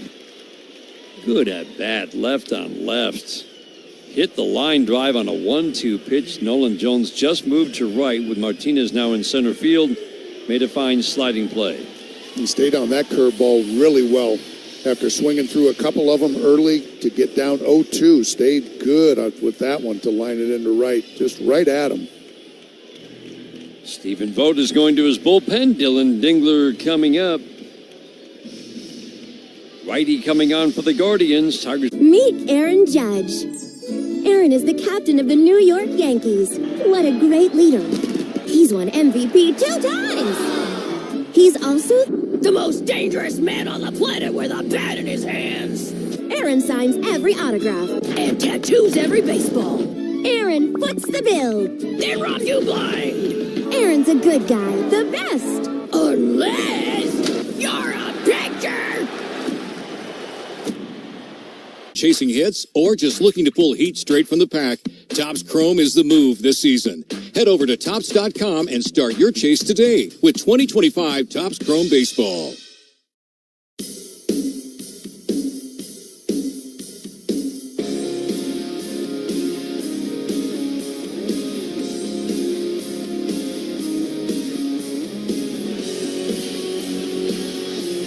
David Festa takes over on the mound. Gave up a run on a couple of hits yesterday.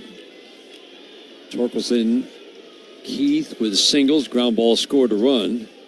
That ground ball is off the bat of Dylan Dingler. It's a fly ball, center field, deep but playable. Martinez back a few steps shy of the warning track. Makes the catch. One pitch, good swing, one out. It's the third out of the sixth inning. Tigers get a man to second to start the inning. Meet Aaron Judge. Aaron is the captain of the New York Yankees. What a great leader.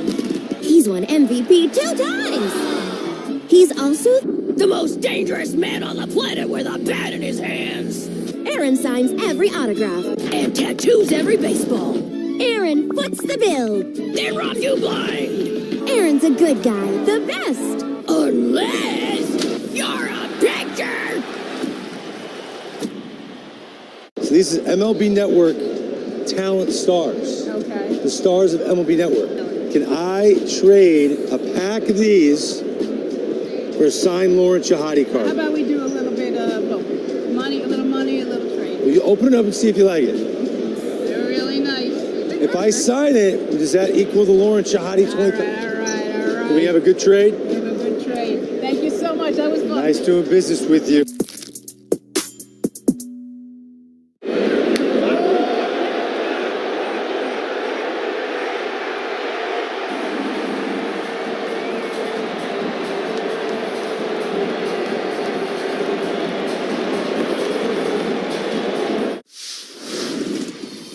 I feel like food and sharing a meal with someone is a universal language. You can't go to a ballpark and not have a nice hot dog.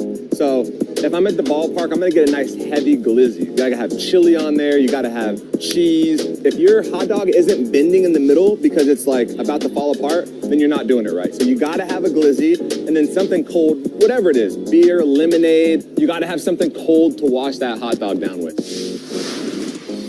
We'll finance options.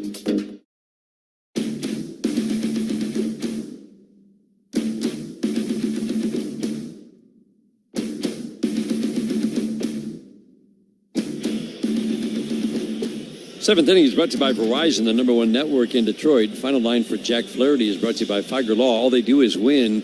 5 innings, 1 run on 3 hits, 4 walks, 4 strikeouts. So it wasn't great strike throwing. It wasn't a lot of swinging. It's kind of like the Yankees start, Dan.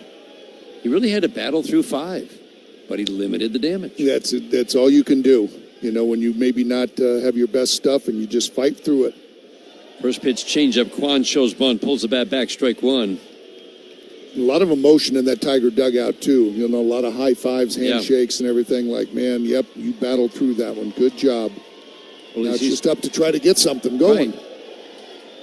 The strike 1, swinging a foul. I think the last 2 starts for Jack have been pretty good examples of what he's been talking about. I mean, he's very honest in evaluating some of his poorer starts, and he says, I really just have to get back to competing and understanding. It feels like in these last 2 outings, especially, Dan, what do I have to do to win on a night when I may not have my best stuff or best command? And I would say that's both of the last 2 starts. how do I find a way to win? You had to do that. Absolutely. And he talked about, I just have to find a way to compete, and he's done that the last two. And you can say, okay, this offense isn't that good, the Guardians, but he did it against the Yankees in Yankee Stadium. 1-2, ground ball to second. Nice big hop.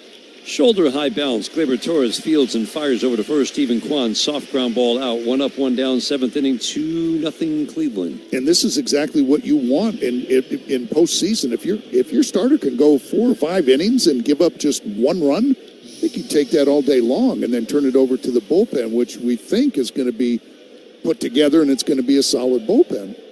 Jack Flaherty will get 2 more starts, and it's important. Both he and Mize are starting to finish the season strong. Swing and a miss. Valera at the plate. Good changeup. That's the action that I think Tommy Kahnle's looking for, Dan, on his changeup. That's the one that's going down and away and not just kind of rolling. Changeup misses low and away. And we've seen too much of the rolling and too many in the strike zone that just weren't doing anything. No, it's just like you can see it out of the hand. It just pops on them. And then it just kind of floats over the middle of the plate. Needs it diving down and away from both sides. 1-1, changeup bottom rail, gets the called strike. That was a pitch that Jack Flaherty just couldn't get. Fastballs and sliders at the bottom rail. Tommy Kahnle, 9 of his last 10 have been scoreless. But you have to point out, a lot of those were there. They're trying to get him back. And to the Tigers' credit, they got him back into a leverage role, or at least in close games. But when he pitched with the lead, the strike throwing was not nearly as good. That's why the outing the other day in the 2-0 win was so big. The 1-2, swing and a miss. Very good changeup down and away. If that pitch is back, and I think this is the best movement we've seen on it consistently, Dan, in quite some time, that's a big deal. It is. Look at that thing just drop. But I talked to him today and, just talking about Miami and everything, and he still is just saying, I'm close. I'm not exactly there yet, but I'm almost there. Yeah, that's what it feels like. And those are the examples, yeah. Yep. And again, it's strike throwing as you try to figure out, and there are a lot of candidates for what would appear to be 3, at the most 4 spots in the bullpen in the postseason. It's going to start with the strike throwing. The 1-0. Changeup misses down. Says he has these problems every year, but this year was an extended period of time. Usually he can figure it out within a week or 2, but this one has just been forever, he feels like. 2-0. Yanked a changeup in the dirt. 3-0 on Jose Ramirez. 2-0 Cleveland. We're in the 7th inning. Copyrighted broadcast presented by Authority. The Detroit Tigers may not be reproduced or retransmitted in any form, and the accounts and descriptions of this game may not be disseminated without the express written consent of the Detroit Tigers. The 3-0. Bounced him. He had no interest in throwing Jose Ramirez a strike.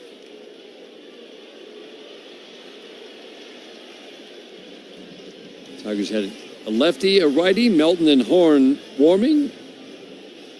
A.J. Hinch is going to go out, and he is going to call with Manzardo and Naylor coming up on the lefty, Bailey Horn. Man on 2 outs, 7.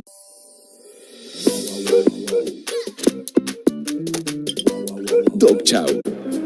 That's Gus Judge. His owner is Aaron Judge, captain of the Yankees. His dog park is Yankee Stadium. Ooh, I'd roll in that grass for days. Betty gets to fetch those dingers. I'm sure Aaron chases him like that around the house. Aaron's also the nicest human ever. Just not to baseballs. My human, he eats shredded cheese by the handful. I hope Gus knows just how good he's got it.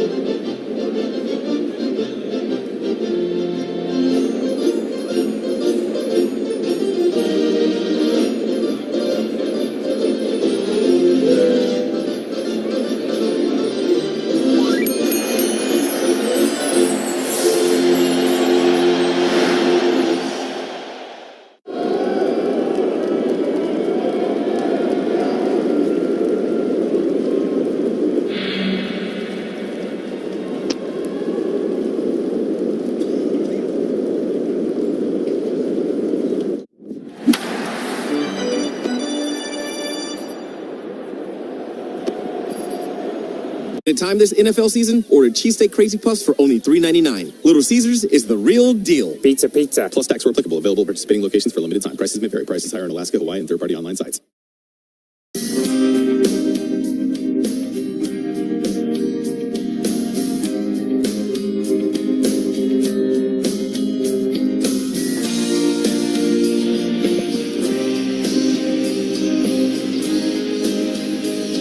Bailey Horn being brought in to face a couple of lefties. Kyle Manzardo is the first to face him. Jose Ramirez is trying to make it 40 stolen bases 2 years in a row. He stole his 39th yesterday. And even though Bailey Horn, a lefty, in his limited time in the major leagues has pretty much stopped the running game, it won't be a surprise to see him go.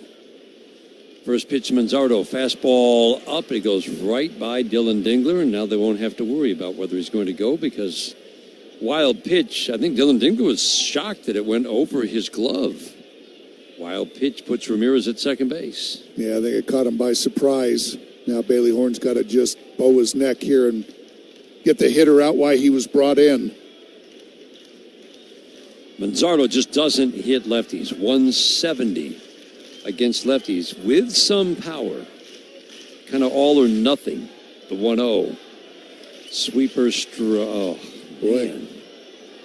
That's a strike. It's called ball 2. Boy, that had all of the plate. In the strike zone. That had all of the plate as it's crossing over and still caught the outside corner. Wow. Very tight strike zone for Tom Hanahan.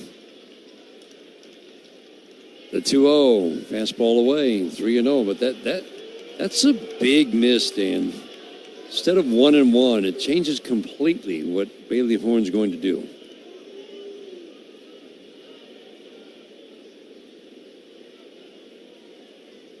Got to find a way to attack this guy. 3-0, fastball away. Didn't come close.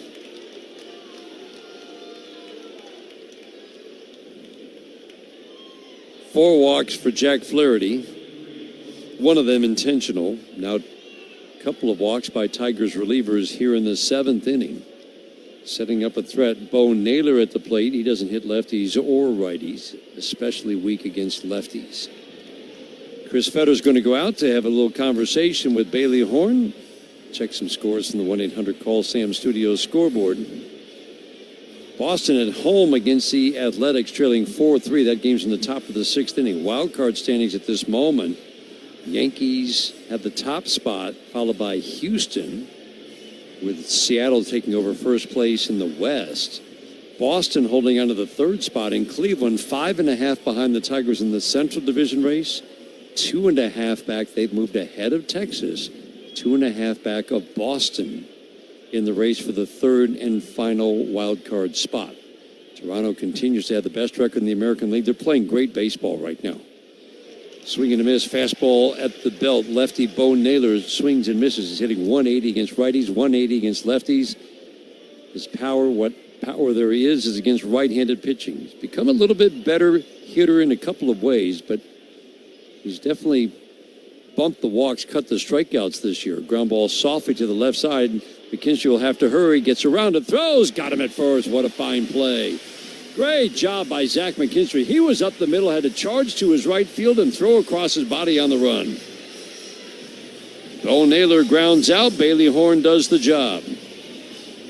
Tigers bat, 7th inning stretch, brought to you by DTE. Manager energy use and save. Go to DTEnergy.com. Sopita en polvo con el mejor sabor. Tú y Maggi, el secreto del sabor dominicano. Before he was feared on the field, Ronald Acuña Jr. was chasing wins on a different kind of field. For the Acuñas, el béisbol was a story told in fastballs and late-night rematches.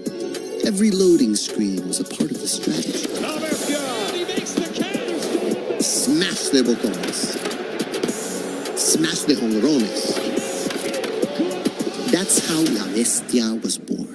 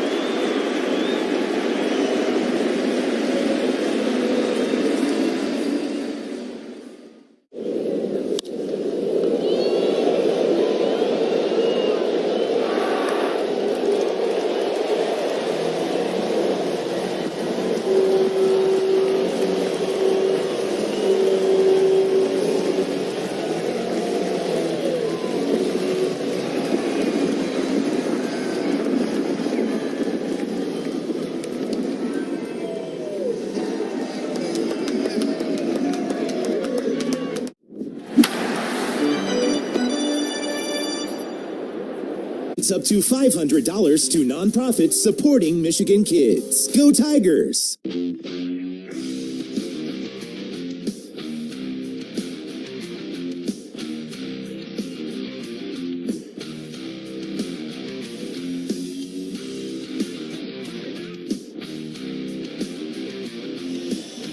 Hardest working player. This brought to you every game by Carhartt, proud to support Detroit Tigers baseball. The hardworking people will make it possible. Jack Flaherty grinding through 5 innings on a night when command was off, but limited the damage to 1 run on 3 hits. Hardest working player tonight. Yeah, that's well named right there. Hardest working player. Yeah, Jack Flaherty definitely. Cole Keith had a single off David Festa yesterday. Festa starts him off with a sweeper down and in. Keith, Perez, McKinstry against this righty. Festa gave up a run yesterday. It's the only earned run he's given up going back to mid-August. 1 run in his last 11 innings of work on 8 hits, 2 walks, and 15 strikeouts. Keith takes a pitch up and away. Eric Sabrowski, we saw him in the game yesterday. Lefty with a big arm, getting loose. The 2-0. Sweeper on the back door. Ball 3. Very tight strike zone for Tom Hanahan tonight.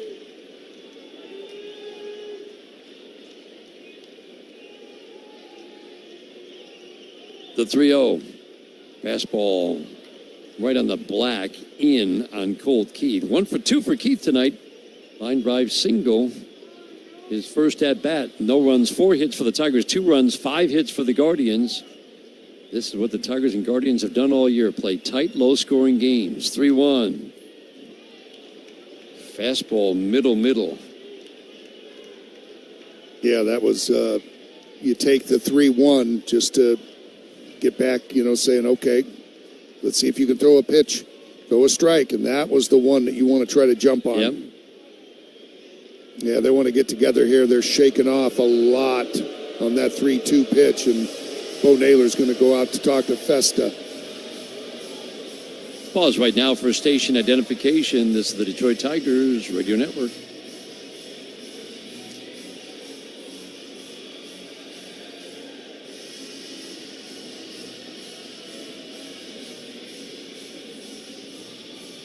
Bess has had a very good year for the Guardians. Remember, they need help with the loss of Class A. 49 innings of work. The ERA's over 4, but it's low walks, high strikeouts, and opponents have hit just .219 with no power. The 3-2. Up and away. Walked him. Lead-off walk. See if that can lead to something here in the 7th. You fall behind 3-0, Dan, and then you come back and boom, get back in the count 3-2, and then it breaks your rhythm up. Naylor goes out to talk to Festa, and he's in a little bit of a groove. They can't get together. Kind of an odd time to go out. And it takes the momentum right away, and he's not close, and ends up walking Colt Keith. Renzo Perez is grounded out and struck out against the starter Gavin Williams. Soft ground ball to the mound, fielded by Festa down to second. That's all they'll get is the force on Colt Keith. He pounced on that, made a strong throw to second base, trying to give Arias a chance at a double play, but they didn't really have one. Arias didn't even bother throwing to first. The putout goes 1-6. Renzo Perez at first. Stephen Vogt wants the lefty to face Zach McKinstry, who will likely be lifted, yes he is, for a righty by the name of Jahmai Jones. Tigers going to their bench. Guardians going to their bullpen. That's Gus Judge. His owner is Aaron Judge, captain of the Yankees. His dog park is Yankee Stadium. Ooh, I'd roll in that grass for days. Betty gets to fetch those dingers. I'm sure Aaron chases him like that around the house. Aaron's also the nicest human ever. Just not to baseballs. My human, he eats shredded cheese by the handful. I hope Gus knows just how good he's got it.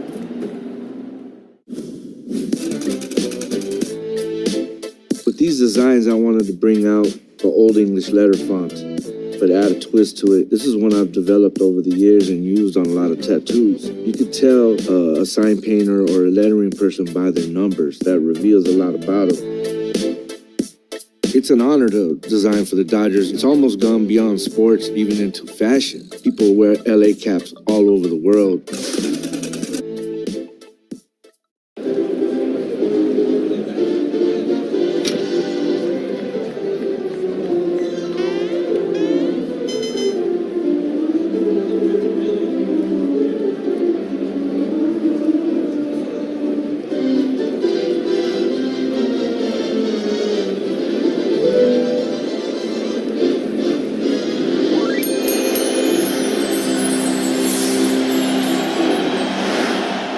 Program and get back to enjoying your daily activities. TrinityHealthMI.org/spine. Trinity Health.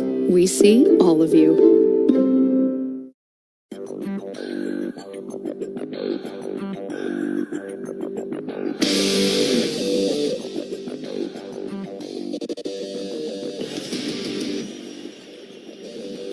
Tigers home run this year is a Little Caesars Pizza home run. Order online for delivery or Pizza Portal pickup. Jahmai Jones has been tremendous this year. He's hitting righties and lefties, but he's doing damage against lefties. Eric Sabrowski, a lefty on the mound. Man on, man out. Seventh inning, Tigers down 2-0. First pitch, slider strike at the belt, inner half. Jones pinch hitting for McKinstry. Meadows is waiting on deck. Saw Sabrowski for 2 outs last night. He did walk a batter. The strike one. Swing and a miss. Slider under the bat. No balls and 2 strikes. Well, he usually attacks right-handers with the four-seam fastball at 72%, and then the curveball very rarely goes about 5-6%. Sliders, and come right out of the bullpen firing sliders to Jahmai Jones. The 0-2, soft ground ball foul behind Joey Cora, Tigers' third base coach. It's a big right-left split. Low average for both. Righties have reached base a lot more. Thinking one swing of the bat, this guy in 24 innings has only given up 2 home runs. A lot of walks, 20 walks in his 24 innings in the major leagues. The 0-2. Big miss on the curveball up and away. Jahmai Jones has been just outstanding. One of the toughest roles coming off the bench. He's hit for average. He's drawing walks. He's hitting for power. Renzo Perez, short, cautious lead at first. Luzardo holding with him. Sabrowski's 1-2. Fastball up has Jones leaning back. 2 balls, 2 strikes.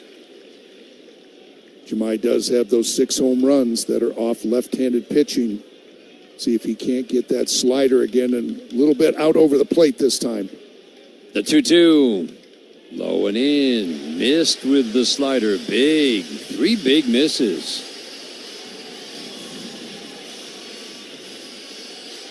Meadows waiting on deck.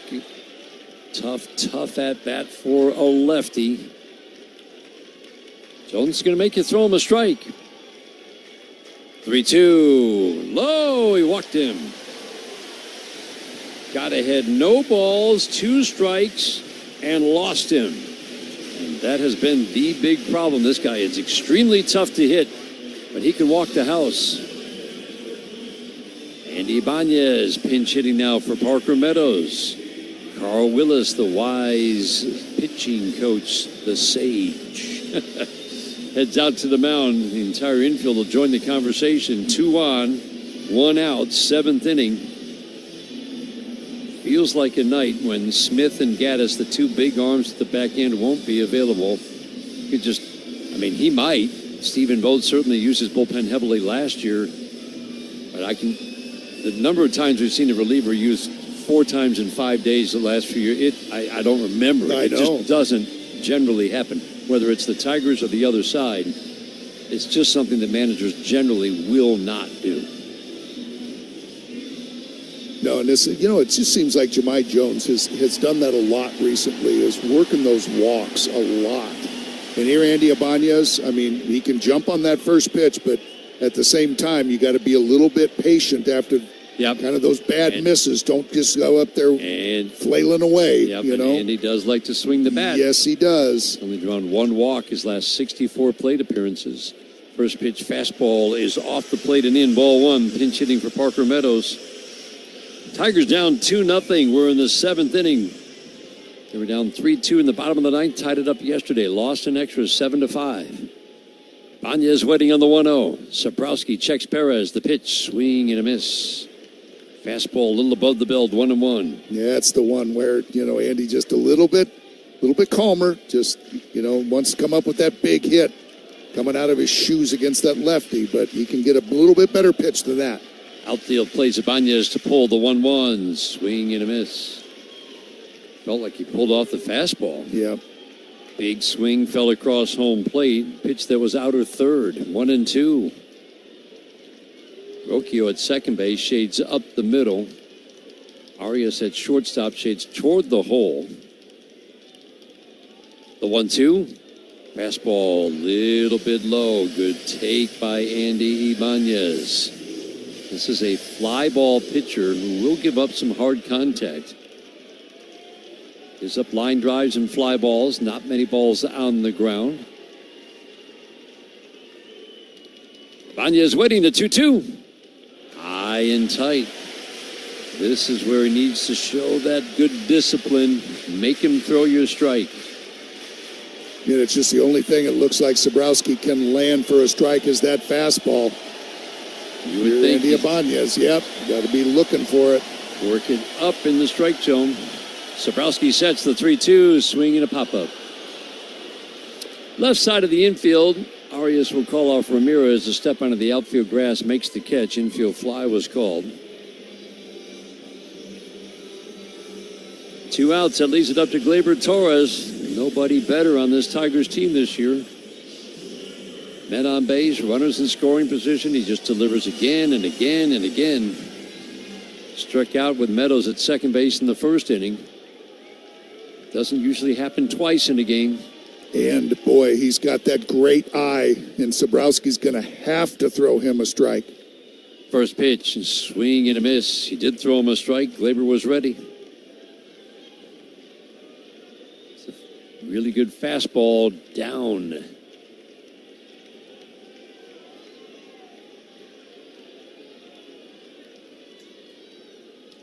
Sabrowski sets, holds a glove at the belt, checks Perez, the strike one. Fastball way inside. Fastball's got that vertical to it. 20 inches of vertical is elite level, meaning that he can throw it at the bottom rail and get a swing and miss. And get called thirds down there, the 1-1. Fastball misses in. Now the good hitters count for Gleyber Torres. 2-0 Guardians. Tigers trying to do something about it. They left 2 on in the first inning. Single runners on in the second, fourth, fifth, and sixth. 2 walks have fueled this threat. The 2-1. Shot to third. Sliding stop by Ramirez. A 360 spin. Pops up, throws, and gets Torres at first easily. Couple of walks. Mini threat. Tigers can't get the big hit with men on base tonight. Head to the 8th inning. 2-0 Cleveland on the Detroit Tigers Radio Network. At Comerica Bank, meet Aaron Judge. Aaron is the captain of the New York Yankees. What a great leader. He's won MVP 2 times. He's also the most dangerous man on the planet with a bat in his hands. Aaron signs every autograph and tattoos every baseball. Aaron foots the bill. They rob you blind. Aaron's a good guy, the best. Unless you're a picture!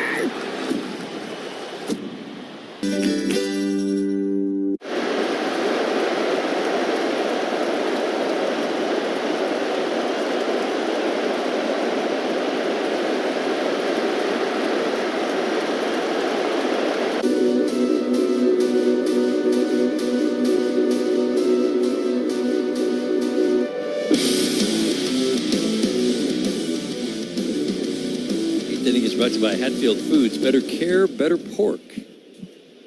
Bailey Horn on the mound. Arias at the plate. Gabriel Arias takes a sweeper right at the belt.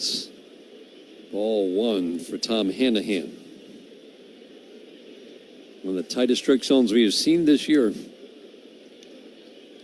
Not giving anything really off the edges, bottom. I mean, but pitches in the strike zone, not off the edges. These are pitches in the strike zone. And for both teams, it feels like it's been more calls against the Tigers than Guardians tonight. Jack Flaherty especially.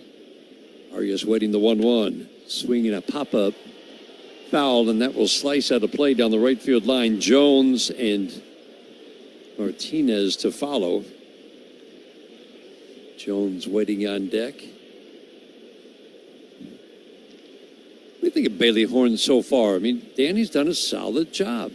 His only previous major league experience, 18 innings, where he gave up a whole bunch of hits and runs last year with Boston, and 10 innings for the Tigers, giving up 2 runs on 11 hits, 6 walks, 9 strikeouts, so 1.70 ERA. That's a lot of base runners for a 1.70 ERA, but the stuff is good. We talk about how much the Tigers like his stuff.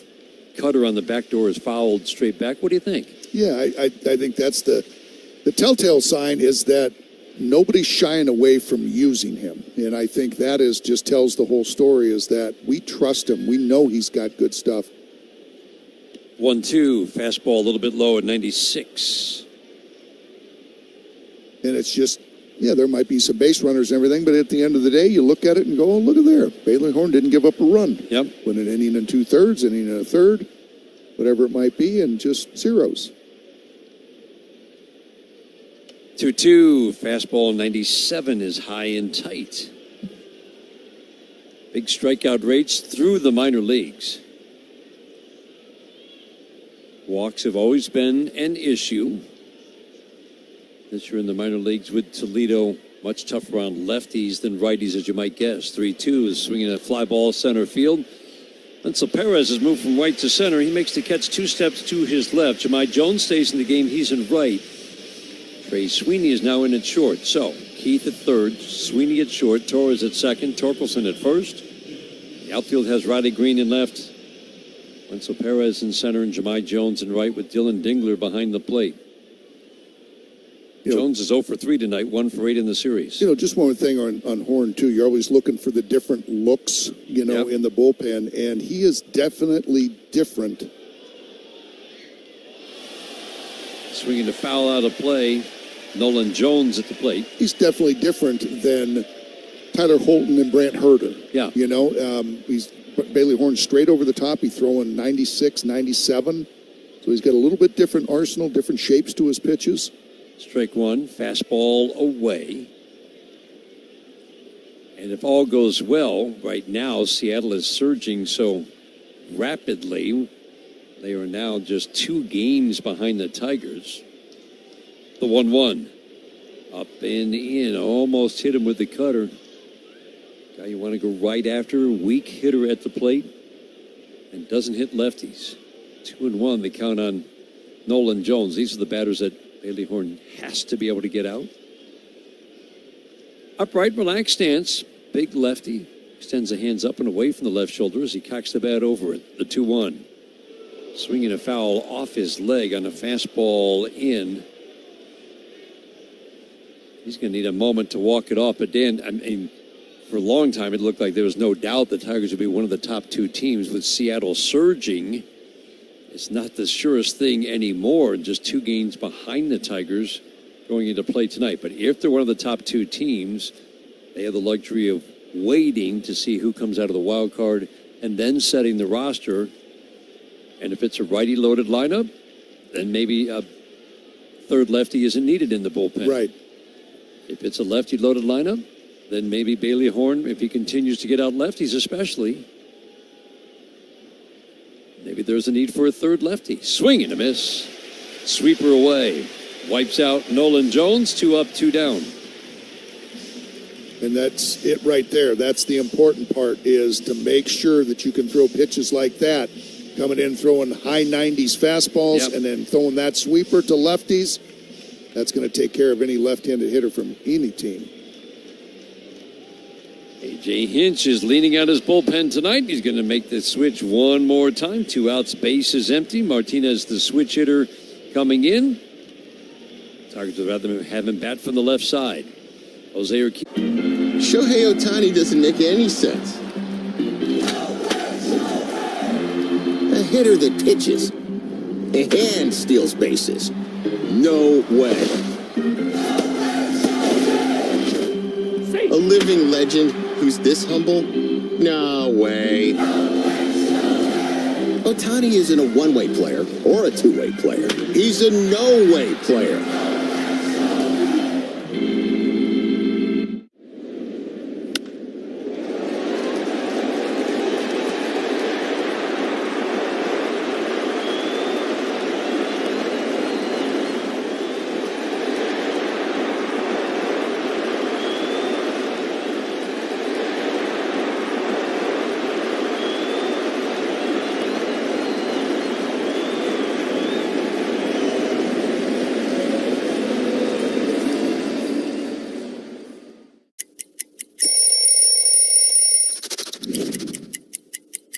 I remember the first series I had, the first home run I hit was a grand slam against Seattle, which was the team that I had played for the year before. As we know, Cleveland can get a little cold, so I would wear the dark blue long sleeves. And for some reason, this jersey, I always liked my jersey a little longer. The reasons for it, for a little padding, so when I would slide, I wouldn't get all patched up and roughed up. Don't be a wish I had-ems. Be a glad I got-ems. Call 1-800-521-7800 or go to wallside.com.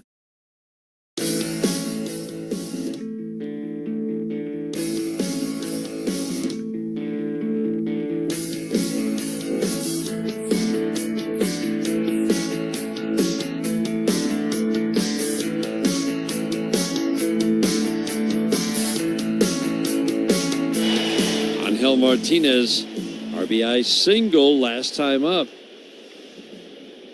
Tigers at that point in the game had brought in a righty to face him. Is much better as a right-handed batter. Laced a single to right off Tommy Kahnle.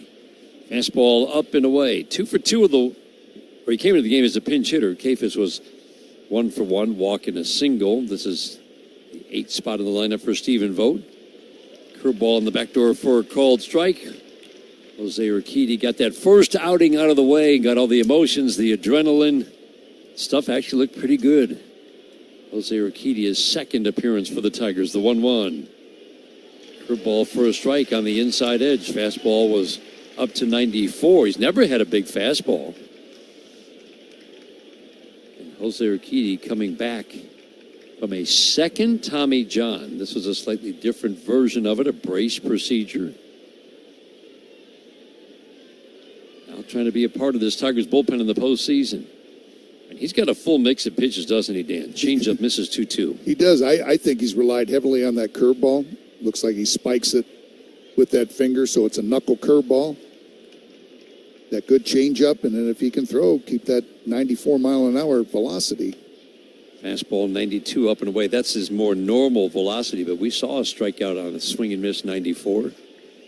Down to Miami. It's just that, again, just getting the more repetition that he can get out there and that consistency. 3-2, got him. Curveball absolutely froze Martinez. Tigers bat in the bottom of the 8th inning. Urquidy gets the last out of the top of the 8th. We go to the bottom of the 8th, 2-0. Folks, that right there is Decoy, the luckiest dog in the world. His owner is Shohei Ohtani, a myth of a man. A human who can do all this with a baseball is every dog's dream. 100-mile-an-hour fastballs, drool, 250-foot dingers, woof. He gets called a good boy in 2 entire countries. And I get Greg. I just hope all that fame doesn't go to his head.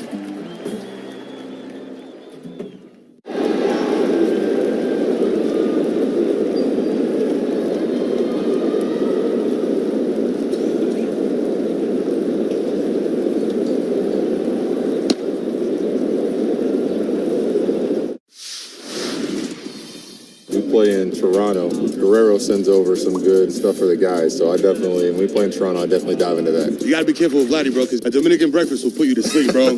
¿Cómo está sonando la comida dominicana ya? La comida dominicana ya no sé cómo está sonando, porque obviamente mi esposa me cocina.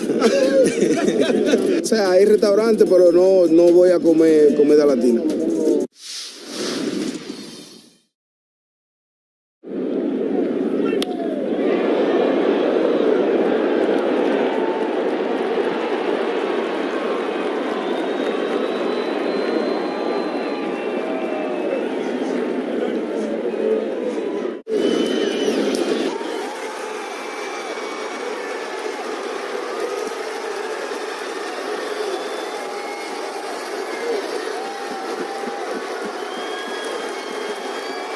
And just 99 calories. Try the new Oberon Light today.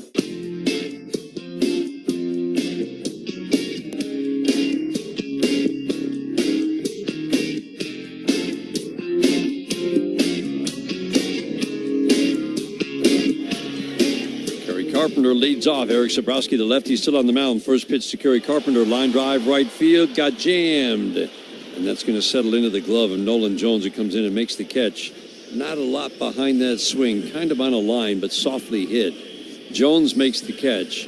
Torkelson, the next scheduled batter. And that will be the end of the day for the lefties. Sabrowski, Riley Green waiting on deck. Tigers trailed 2-0 in the bottom of the 8th inning. And while the Guardians make a change, lots of pitching changes during innings this game 2 of this 3-game series. Guardians going to their bullpen. Bases empty, 1 out in the 8th. And while they make the change, we'll pause for these words on the Detroit Tigers Radio Network. Shohei Ohtani doesn't make any sense. A hitter that pitches. A hand steals bases. No way. A living legend who's this humble? No way. Ohtani isn't a one-way player or a two-way player. He's a no-way player.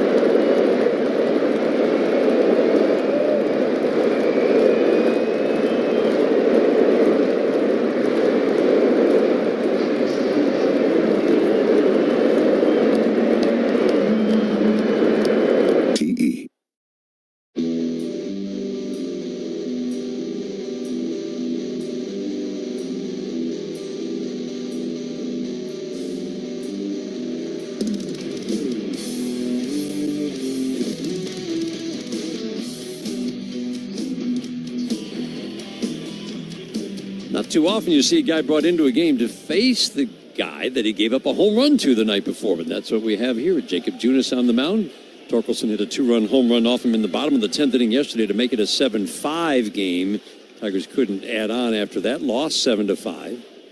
Torkelson against Jacob Junis, bases empty, 1 out, 8th inning. Riley Green waiting on deck.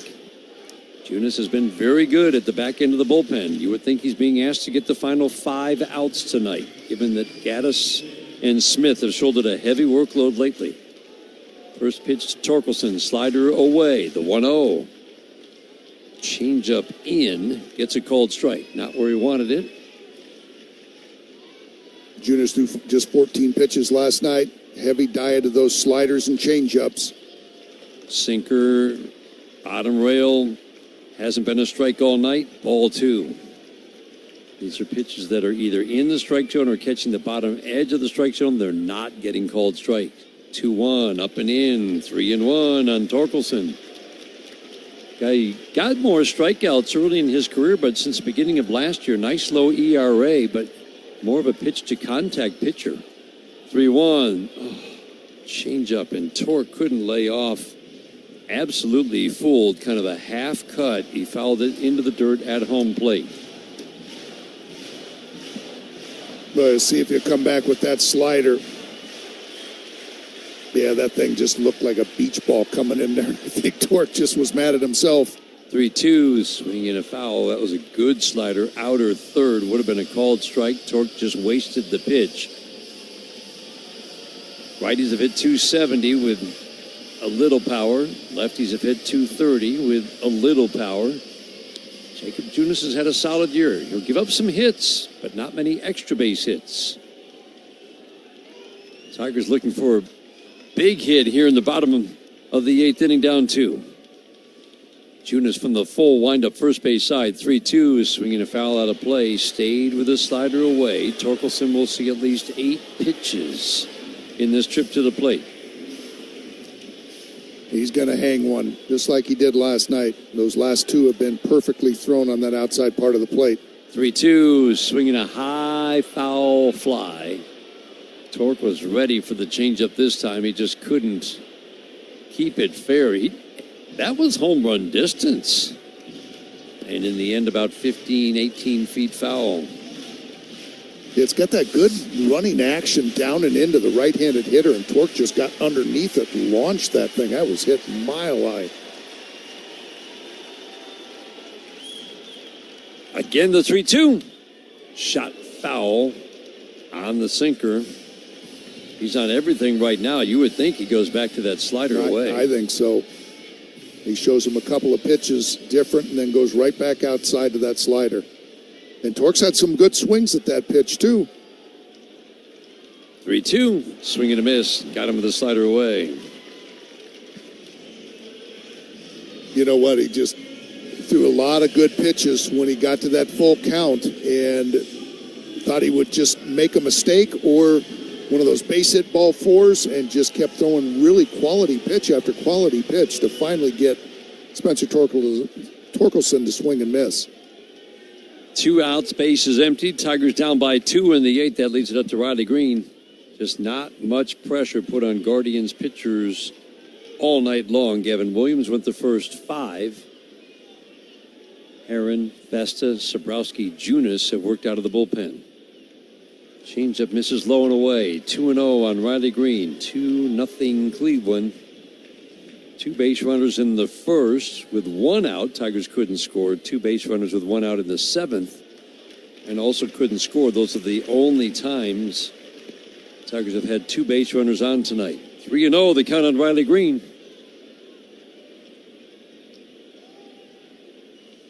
3-0 pitch. Change up middle. Riley taking all the way. Left side of the infield shifts to the right. Ramirez with a hole would normally be between short and third, with Arias, the shortstop, up the middle. The outfield straight up. 3-1 popped in the air down the right field line. Easy play for Nolan. Jones, he'll come over on the line, make the catch, a step into foul territory, hand it to a fan, trot into the Guardians dugout on the first base side. We head to the 9th inning, 2-0 Cleveland on the Detroit Tigers Radio Network.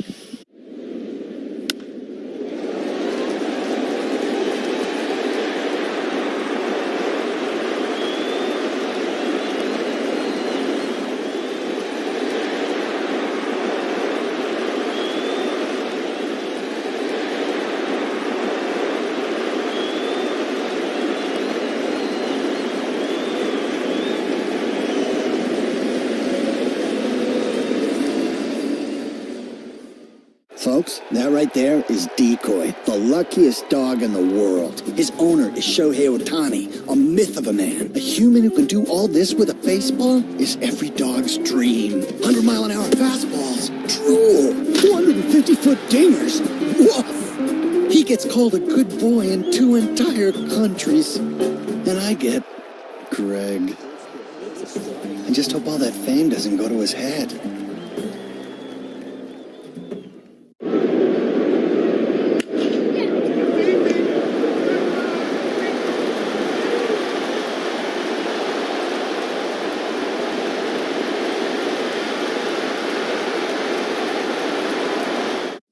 Can we recognize the athleticism of the elite security down there? Unbelievable. I give the 10 up pretty good. Yeah. Smith takes over on the mound, bottom of the 9th inning, working for a 4th time in 5 days. You just don't see this very often, but Stephen Vogt probably figures now is the time. Seattle has just scored a run in the 8th inning. They've got a 4-3 lead now over Kansas City. It would be one game behind the Tigers in the race for the second best record in the American League. Unless the Tigers can pull off the miracle finish. Dingler swings in, fouls one straight back. Kerry Carpenter hit the dramatic home run off of Smith in the game last night. He's given up 3 home runs to lefties this year, 1 to a righty. All 3 to Detroit Tigers on the left side. Pop up to shallow right. Nolan Jones will come in, make the easy catch. 1 up, 1 down, 9th inning, 4-0 Cleveland. Well, I guess the one thing that you think about with Cade Smith being in this game is that that's 3 in a row for him. You would think that he would be down tomorrow, so you've gotten him into the game. On a limb and right. say he won't work 5 out of 6, but who knows? But, so you got maybe Gaddis out there, but Junis has worked 2 in a row now, too. Ground ball softly foul on the breaking ball down the splitter to Colt Keith. Wenzel Perez waiting on deck. Tigers need base runners. They just haven't had many. They've had single runners in 4 different innings, 2 base runners in 2 innings, but just really no pressure on Cleveland pitchers. Keith swings, fouls the splitter off. No balls and 2 strikes. Williams started the game, went 5. Herron, Festus, Sobrowski, Junis, and Smith have followed. 5 out of the bullpen tonight. 6 out of the bullpen yesterday for manager Stephen Vogt. 0-2, swing and a miss. Splitter gets Colt Keith. Tigers are down to their last out. Afternoon game tomorrow. Tarek Skubal is on the mound, and let's just stop right there and repeat. Tarek Skubal is on the mound. That is the best news of all after taking himself out of the game in Miami. Fastball, Wenzel Perez swings and fouls it out of play. Bad news is Tanner Bybee had an up and down year, but he's coming off a complete game shutout on the other side for Cleveland. Tigers have scored just 3 runs in regulation in the 2 games, 2 runs in extra innings yesterday. Shutout today, though. This is what Cleveland is doing. Winning tight, low-scoring games, not giving up runs. 1 out away from making it 12 wins in their last 14 games. The 0-2, swing and a miss, got him with a splitter, and the Guardians have come into Detroit and taken the first 2. They have closed within 4.5 of the Tigers in the Central Division race. Our final score, the Cleveland Guardians 4, the Detroit Tigers 0. At Comerica Bank, we're creating opportunity for small businesses to make it big. Big like hearing your small business featured in a radio ad for free, or getting free sports tickets to entertain a client. Comerica Bank brings big